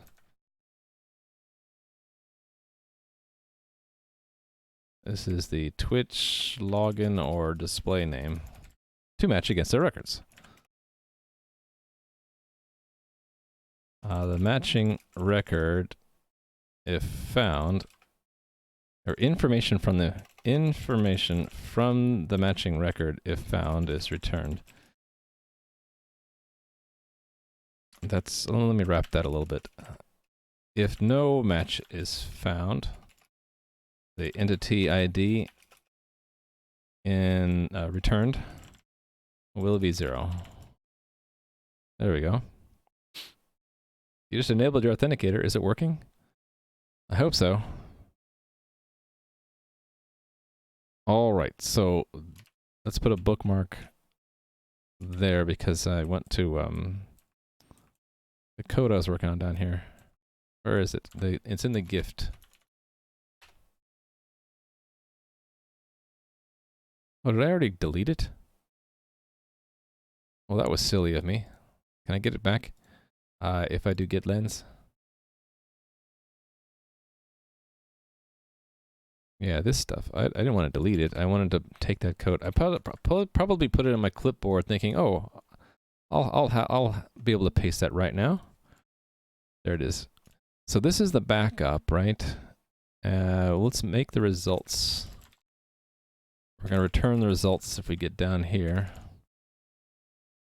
And that is results.entity, and this is results.points, and don't need that.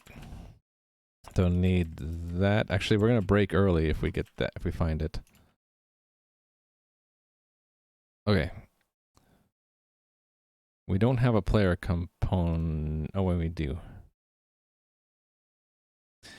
I want to take this and get it lowercase. That was also in the something I removed, right? Oh no, it was there. It's just commented out. So this is login. So const auto Twitch. Shouldn't be target. It should be Twitch, shouldn't it? That should be Twitch login. Just added a ticket just to let me know it's a suggestion. Okay, cool. I'll take a look at it in a bit. Thank you, Batcraft. Let me give you a point. You have 11 points now. Yay! So we'll match against the lowercase, right? Because that should always match. Okay, so, well, it still could match either. I should just say this is Twitch login or name lowercase.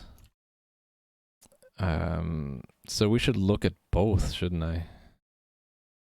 Because they could be different. In fact, I think we had someone in chat once who had a Japanese or Chinese name, and it wasn't matching, and I think it was because I was only matching it against the login and not the display name. So we should like pull out both, right? Player Twitch name.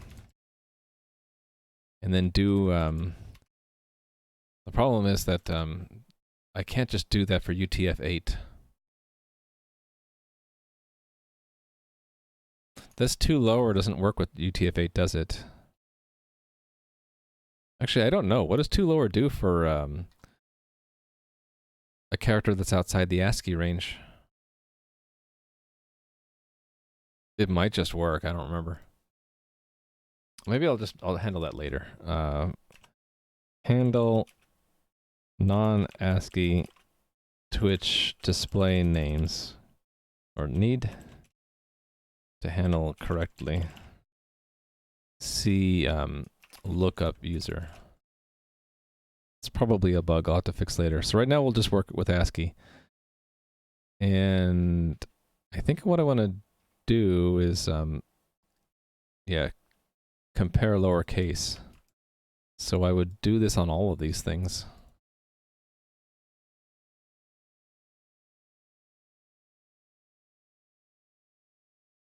And then compare them.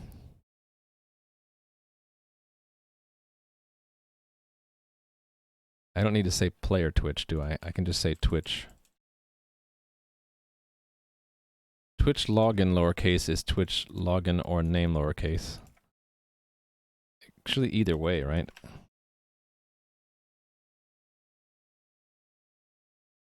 How long till I get to choose between Omnia Regna and Omnia Regna Classic? 20 years.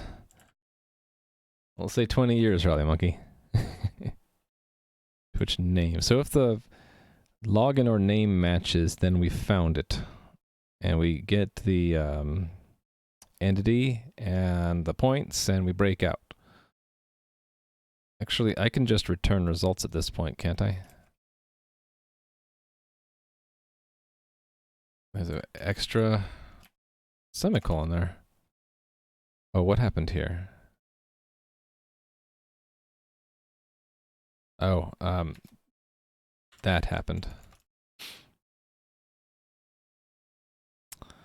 All right. So this happens with the non-linked. So to add the linked accounts, we got to do an ID search if it's not 0. So if Twitch ID is not 0, then we can look them up, right? So we can say const auto player is play. Do I have access to players? I guess I do. I didn't think I did. Players is a member of the Twitch delegate? It is, look at that. Fancy. Okay, so get by Twitch ID, right? If player.id is not equal to 0, then we found them. Results.entity is, well, we have to look it up now. Const auto. Oh, no, I don't need to look it up. It's just player.character entity, right? And results.points is player.points. And then return results. That's Twitch ID. And I can't spell. There we go. Whew.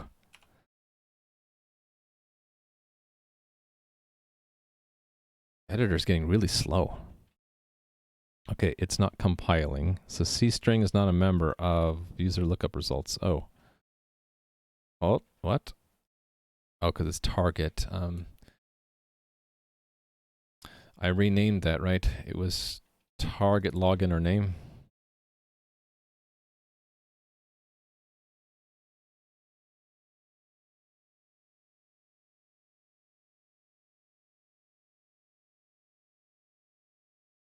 Cool. All right. Tests. Run. Okay, there's some differences here. Oh, the actions are not right. So it's it's not doing it correctly. Okay, so I need to adjust that. The points should probably also be a subroutine. Right? This stuff. I think what I'll do is I'll make a function which returns a JSON object, which is like, you know, adjust points, and given an ID and yeah, given these same things, right? Or would I? Maybe I would just want to get the ID back out, the player ID. Yeah, I think I'll do that. In fact, yeah, let's go and do that now.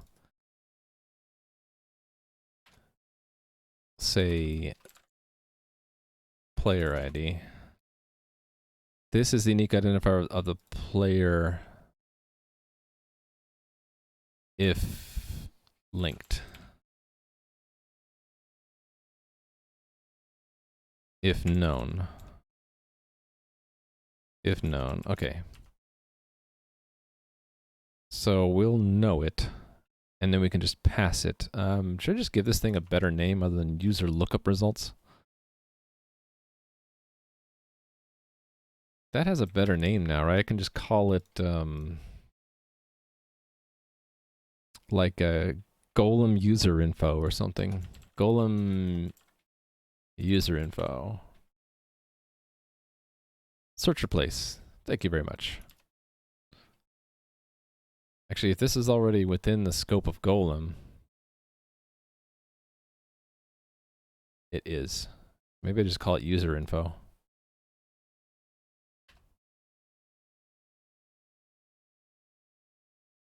There we go. User info. And it's not the results of lookup methods anymore. This holds information known about a user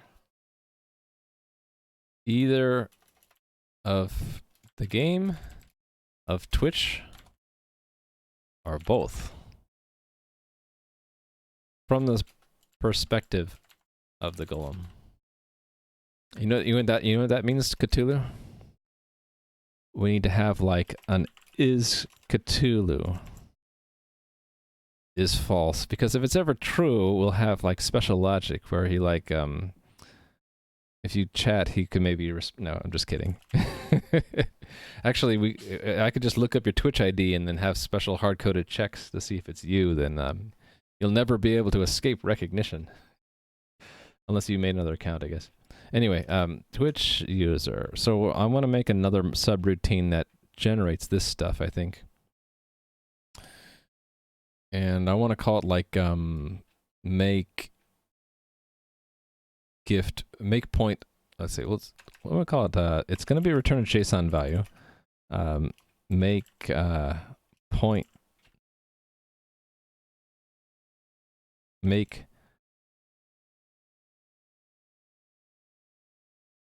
point setting change. Sure. And it will take two things: const user info, user, and then or user info, and then points. I guess what it would be new points, new points total. Oof, exactly. I return an ECS feedback action that can be that represents the wish to set the given number of points for the given user. User info. This is the information about the user. for whom to set points. New points total. This is the number of points the user should have after the action is performed. I could also do a delta thing. I don't know, do I want to do it that way? I'll think about that. Right now I'll just keep it simple.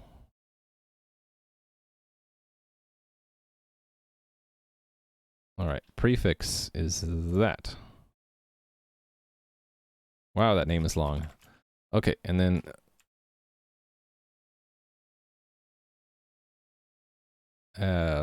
where's the code that does it? It was modify component, right? Yeah, here it is.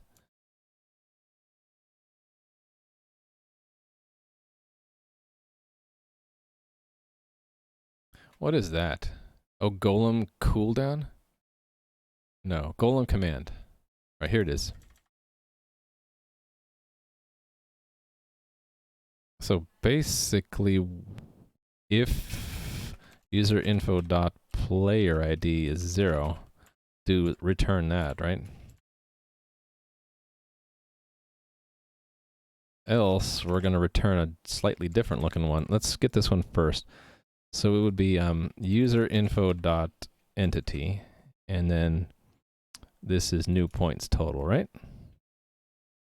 Otherwise, it's going to be a set points, and we need to know the player ID. Player ID, and then it is just points.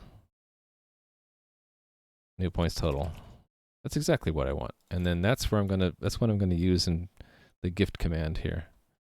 So it's gonna be make points change for source points minus gift. This actually makes it a lot more readable, right? And then make points change again, target points plus gift.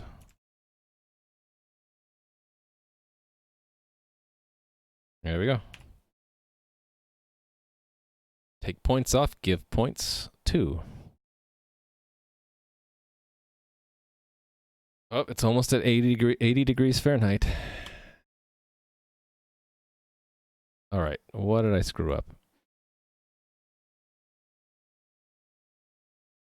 Oh, it gave it to both? Okay, the destination's wrong.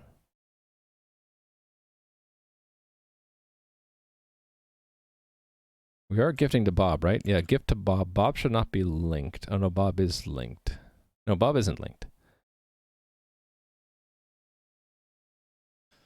Okay, so I need to find out what went wrong there. Is it here?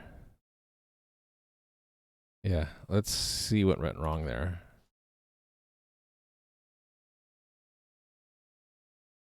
Okay, so this one... Interesting. Oh no, I'm in the wrong place. Go. User info. So this is it entity 1? Okay, and then what's the other one? Entity 2. Okay, neither one's player ID is 0. Why is that? It should know the player ID. Did I not store it? Oh, I didn't store it here, did I? Haha. Player ID is player ID. There we go. 82 degrees there. 2 degrees warmer. Yay, it passed. How come this is all black now? Oh, because it's on debug. All right, and then between linked accounts is not correct. To linked account is not correct. Weird. What is the results here? Negative 85 million points? Oh, we don't want that to happen. How did that happen? Did I not set up the points correctly?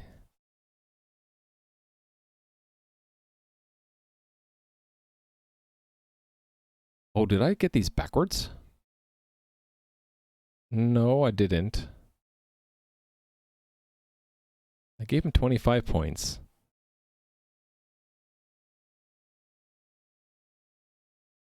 What happened here? I guess we'll just debug this one.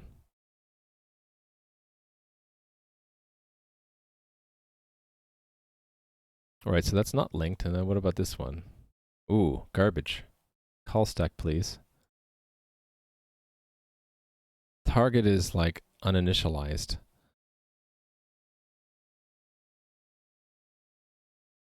Bob. Is that because it couldn't find Bob? Oh, I didn't initialize that to 0, didn't I? Oops. In fact, I'm not returning anything. Shoot. Yeah, we need to have a return. I probably would have gotten a warning from, if I try to compile that on Linux, I usually get a warning about that.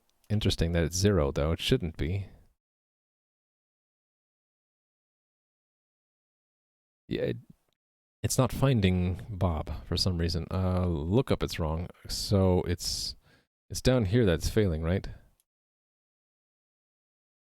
Debug. Okay, what is... So, okay, Alex it'll find. Oh, it would be right here that it can't find him, right? Bob. Oh, no, we have to search... Oh, I don't have a search for that, do I? I don't have a search for that. Do I want to add that? I don't have a search by Twitch login or name. I need to have that, don't I? Okay, well, let's add it.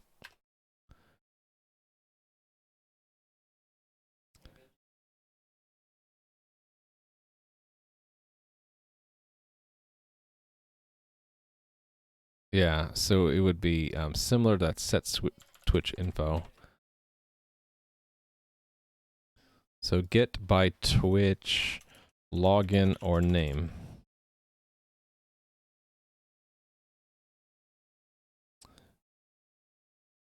So if I do that,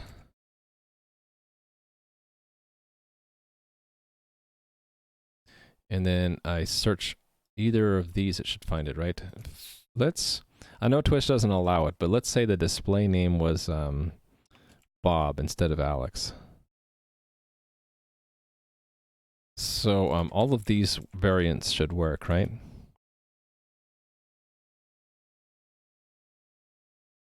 In fact, we can even be more creative and like capitalize the L, capitalize the O.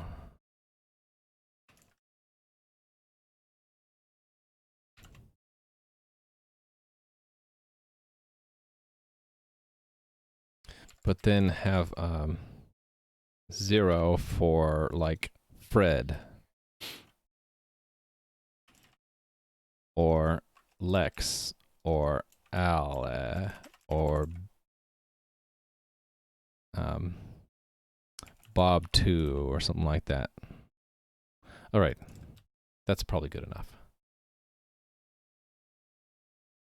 So it's a variant of this.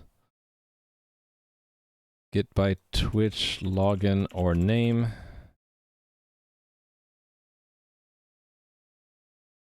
Twitch login or name. This is the Twitch login or display name of the player to retrieve.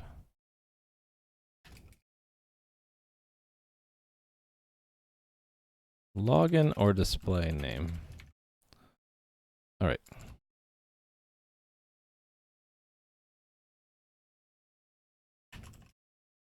So on this other one, I kind of optimized it by having a map. So I'll have the same kind of map, I think. I will want to have 2 maps. Actually, no. I can have 1 map, right? Because logins and names can never point to different people. Right?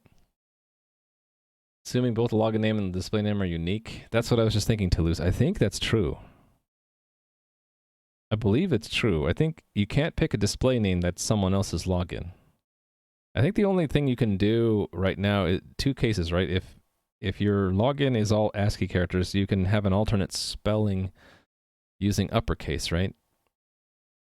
And the other way is if your login is not ASCII, like if it has, or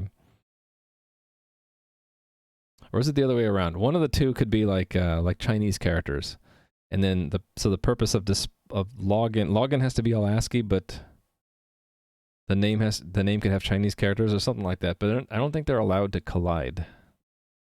I don't know. Should we look it up and see? Twitch login and display names collision.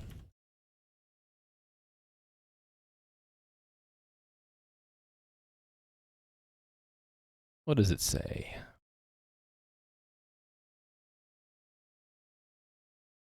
Frequently asked questions? I'm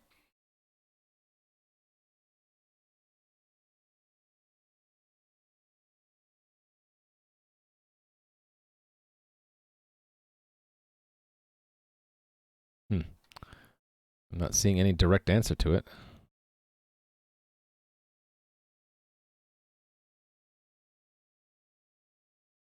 Probably right. Probably is not good enough though. How do they say it? What's the term? What's the saying? Almost is only good for, in the case of something in horseshoes.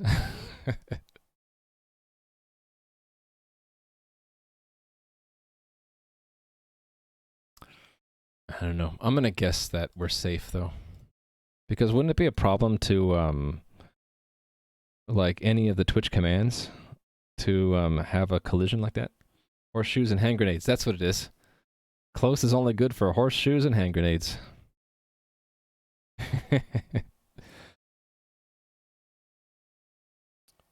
Yeah, so it's a guess. It's maybe not good. I think we're probably safe.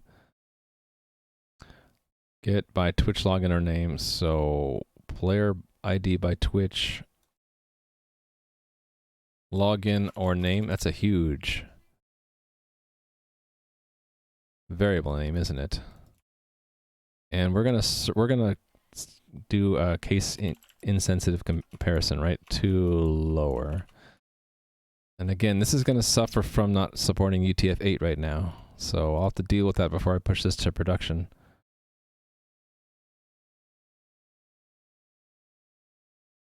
Okay, so it's just a matter of adding that as another map.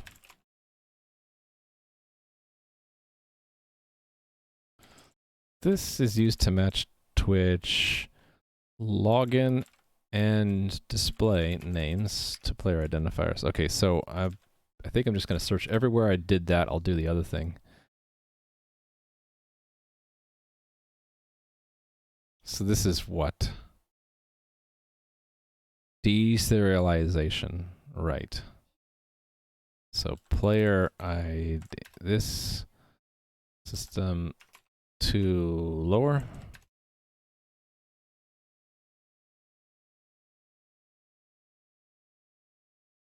Equals record.id. And then this one.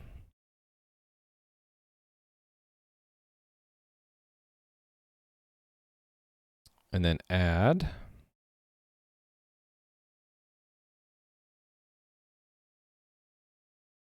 It's if it's not empty, right? Twitch login is not empty.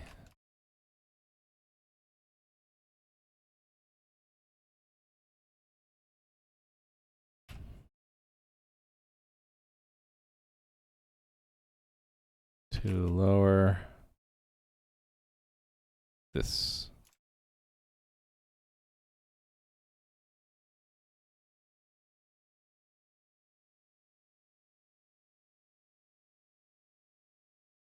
It might do a double insertion, but that's fine. It usually will, right? Most people's login and names collide when you put them to a lower case. Right. So can I just copy this down to here? Do that. Twitch login.empty. Right. Then that dot, oops, dot erase that. And again, so it might also do a double erase, which is fine. Name. And it's record entry second. There we go.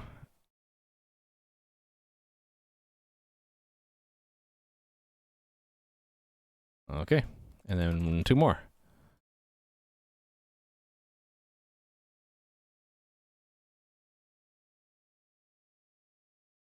Oh, wait. Yes, this login or name.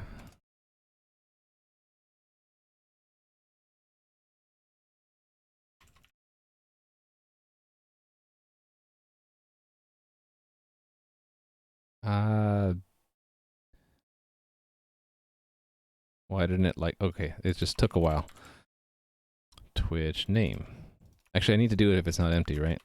If not, because it could be empty. Actually, if it's empty, we want to erase what it used to be, right? Yeah, I need to be careful about that.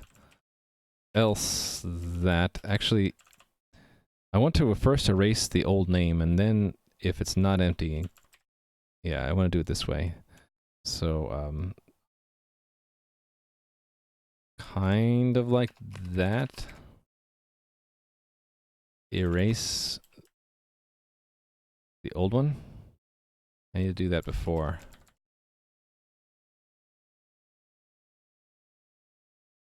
If it's not empty.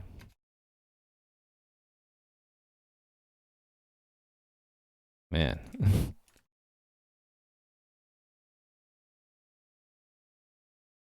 And then same thing for the name.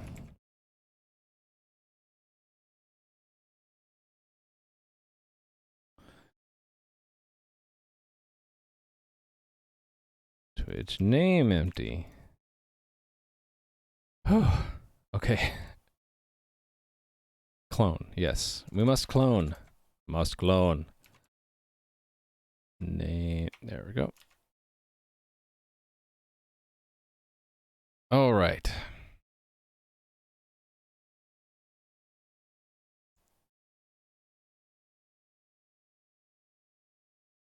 It's a lot of extra work I didn't expect it to do, but you know, that's usually what happens, right?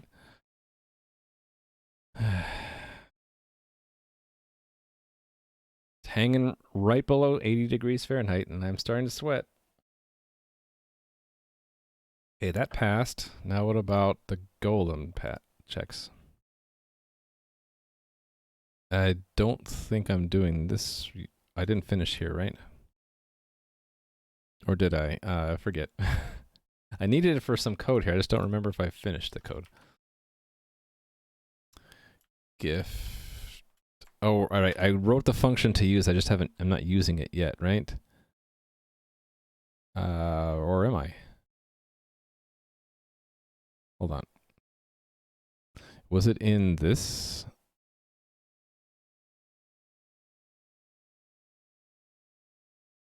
Yeah. It was, no, it wasn't in this one. It was, actually, will this have the same problem? No, it was here. It's this one right here.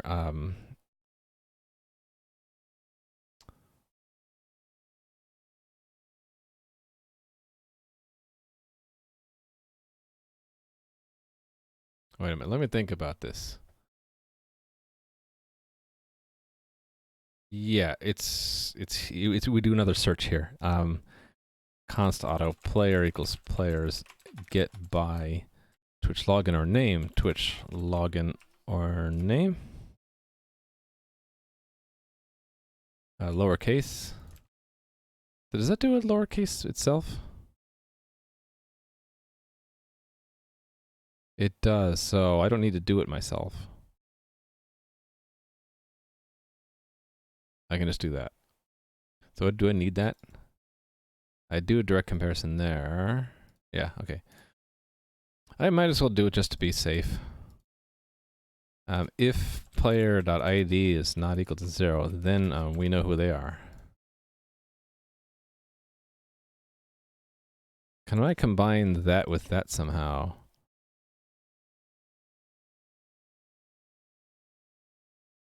I think I can. We can do it, well, I can do it this way. Player record player. Player equals that, and then if player.id equals 0, then try again with this. And only if we get to, if it's not 0, then we do that. There we go. Okay, see you, Toulouse. Thank you for stopping by.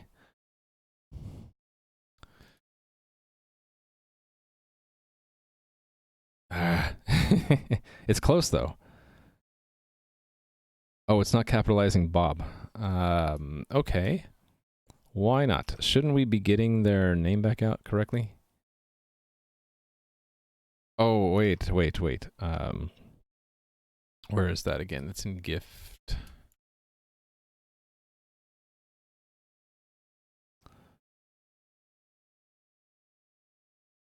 Yeah, we just use that, don't we?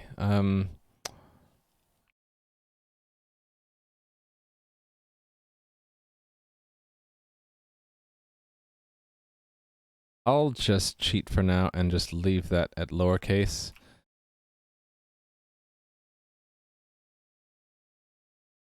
And that'll make that one pass.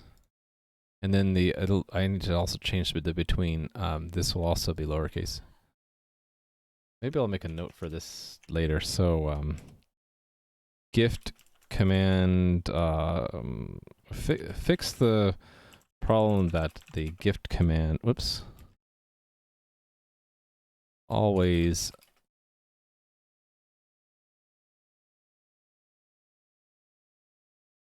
uses the given name for the target, even if the target's display name is known. All right, okay. Pass, between links, pass, nice. Run them all. Okay, if I'm done with that, I'm getting pretty close then.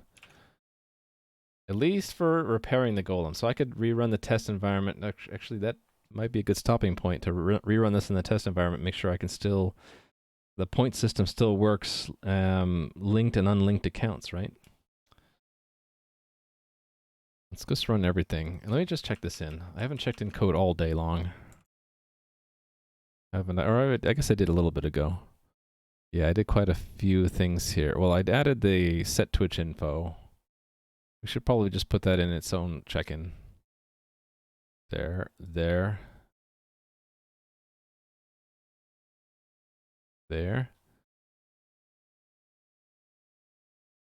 What else would change?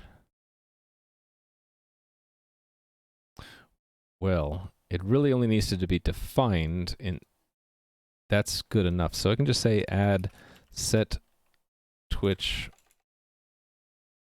info command. And then the next would be, you can do this a separate thing. The getting by login or name, right? Players change only. Here's players. This one. Right. And the test for it right here. Okay. Oh, what happened there? Oop, that's what happened. Fixed. Okay, so add players get by Twitch, login, or name. Commit.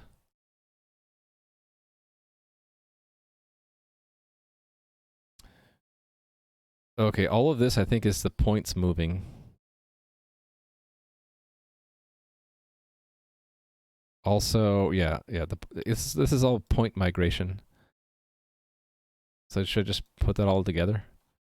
Moving points for linked account. This is linked accounts. Yeah, we'll just check this all in and say the following.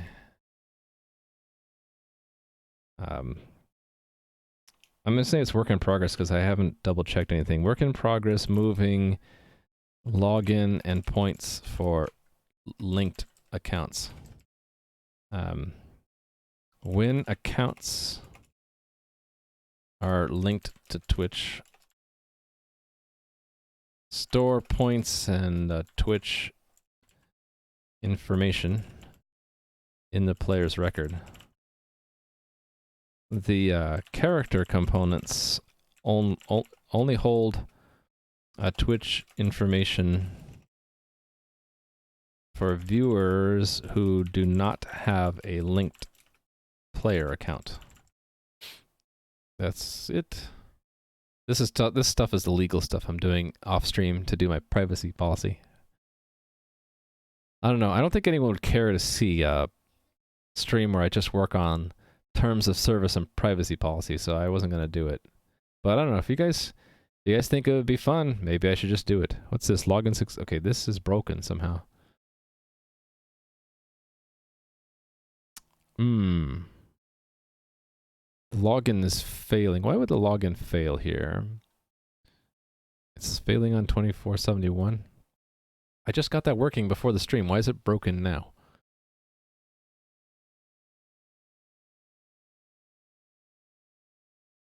Weird. Okay, let me debug this really quick. I thought this is stuff I was working on before the stream, and I thought it was fixed. I don't know why it's breaking again. It's regression, I guess. So that would be on login executed and run this test here. Okay, what is the results look like? Player ID is 1, so why is it not working? Sure, announce them.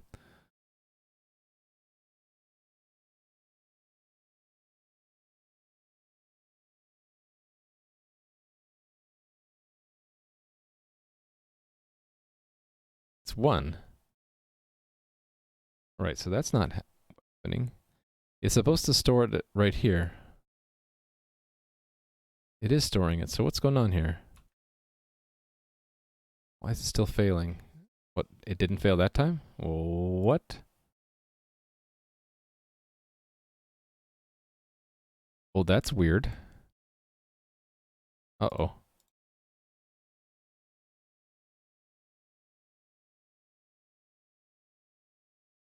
I think my VS Code is having issues right now.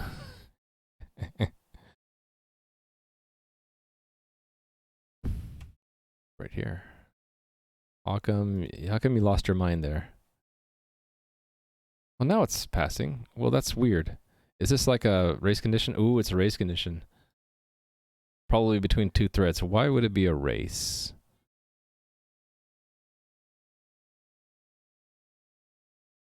This publish should just do it. So why would these race then?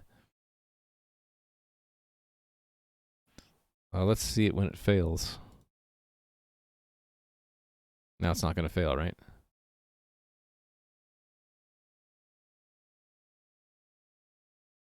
Yeah, now it's going to be stubborn. Oh, there we go. It failed. I wonder if it's like one thing along the way here it's not waiting for.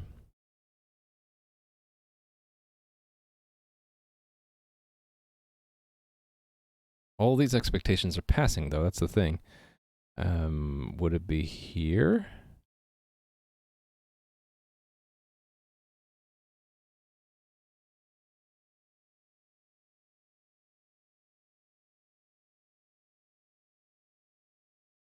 The only thing I can think of is if it's not publishing the correct one. If it's publishing the wrong entry. But then I have an assert here, so that's weird. Okay, I'm gonna delay looking at that till later. So fix race condition in this test.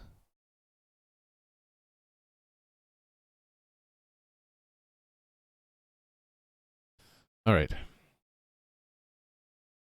Other than that,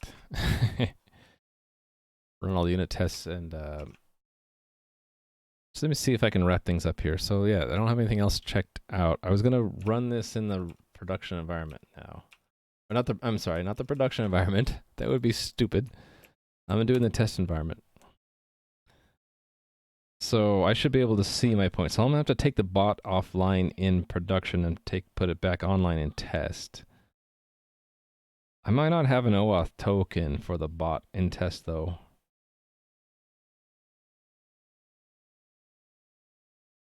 I can fetch it from the production environment though. I can do that, yeah. Fetch configuration. Show in folder so I don't leak it. Edit. And where's the silly key? There it is. I grab the key, and now let me reset this. All right, so I'll just grab that configuration and put the same key in there.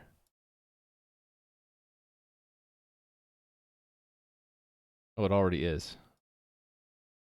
All right, I already did this at some point, I guess. So we're good with the key. So I'll take the bot offline in production and bring it online in test.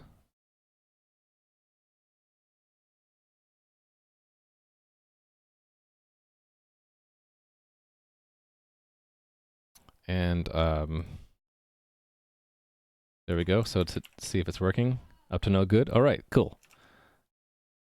So let me, I'm logged into a linked account, right? So I should, yeah, I have 6 points. Nice. So if I gift myself a point,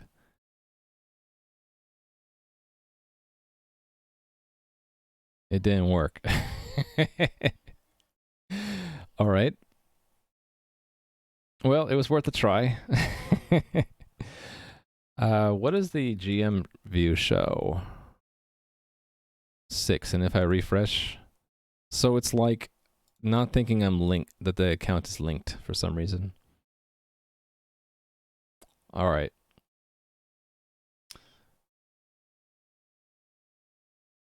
All right, so current, I'll just make a note for myself. Current status at end of stream. Gifting a point to an unlinked account doesn't add to the player's point total. It appears to make a new character component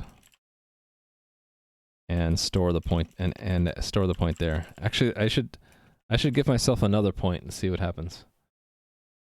Give myself another point. Okay, so it's going somewhere. So I have 2 points somewhere, but not in my player record. I can just analyze the log and see what happened, I guess. So let me do one more gift, and then I'll just shut the whole thing down. Then I'll have a nice snapshot to look at. So point, and then take the whole thing offline, and then I'll put the bot in production back online for now, and then we'll wrap up the stream. Okay, so I'll work on this later, after I take a break. Cool, so I got some stuff to do. I don't know if I'll finish that now or if I would do it on Monday. I kind of want to get done with this stuff though, so I can get back to other things in the game, like game content.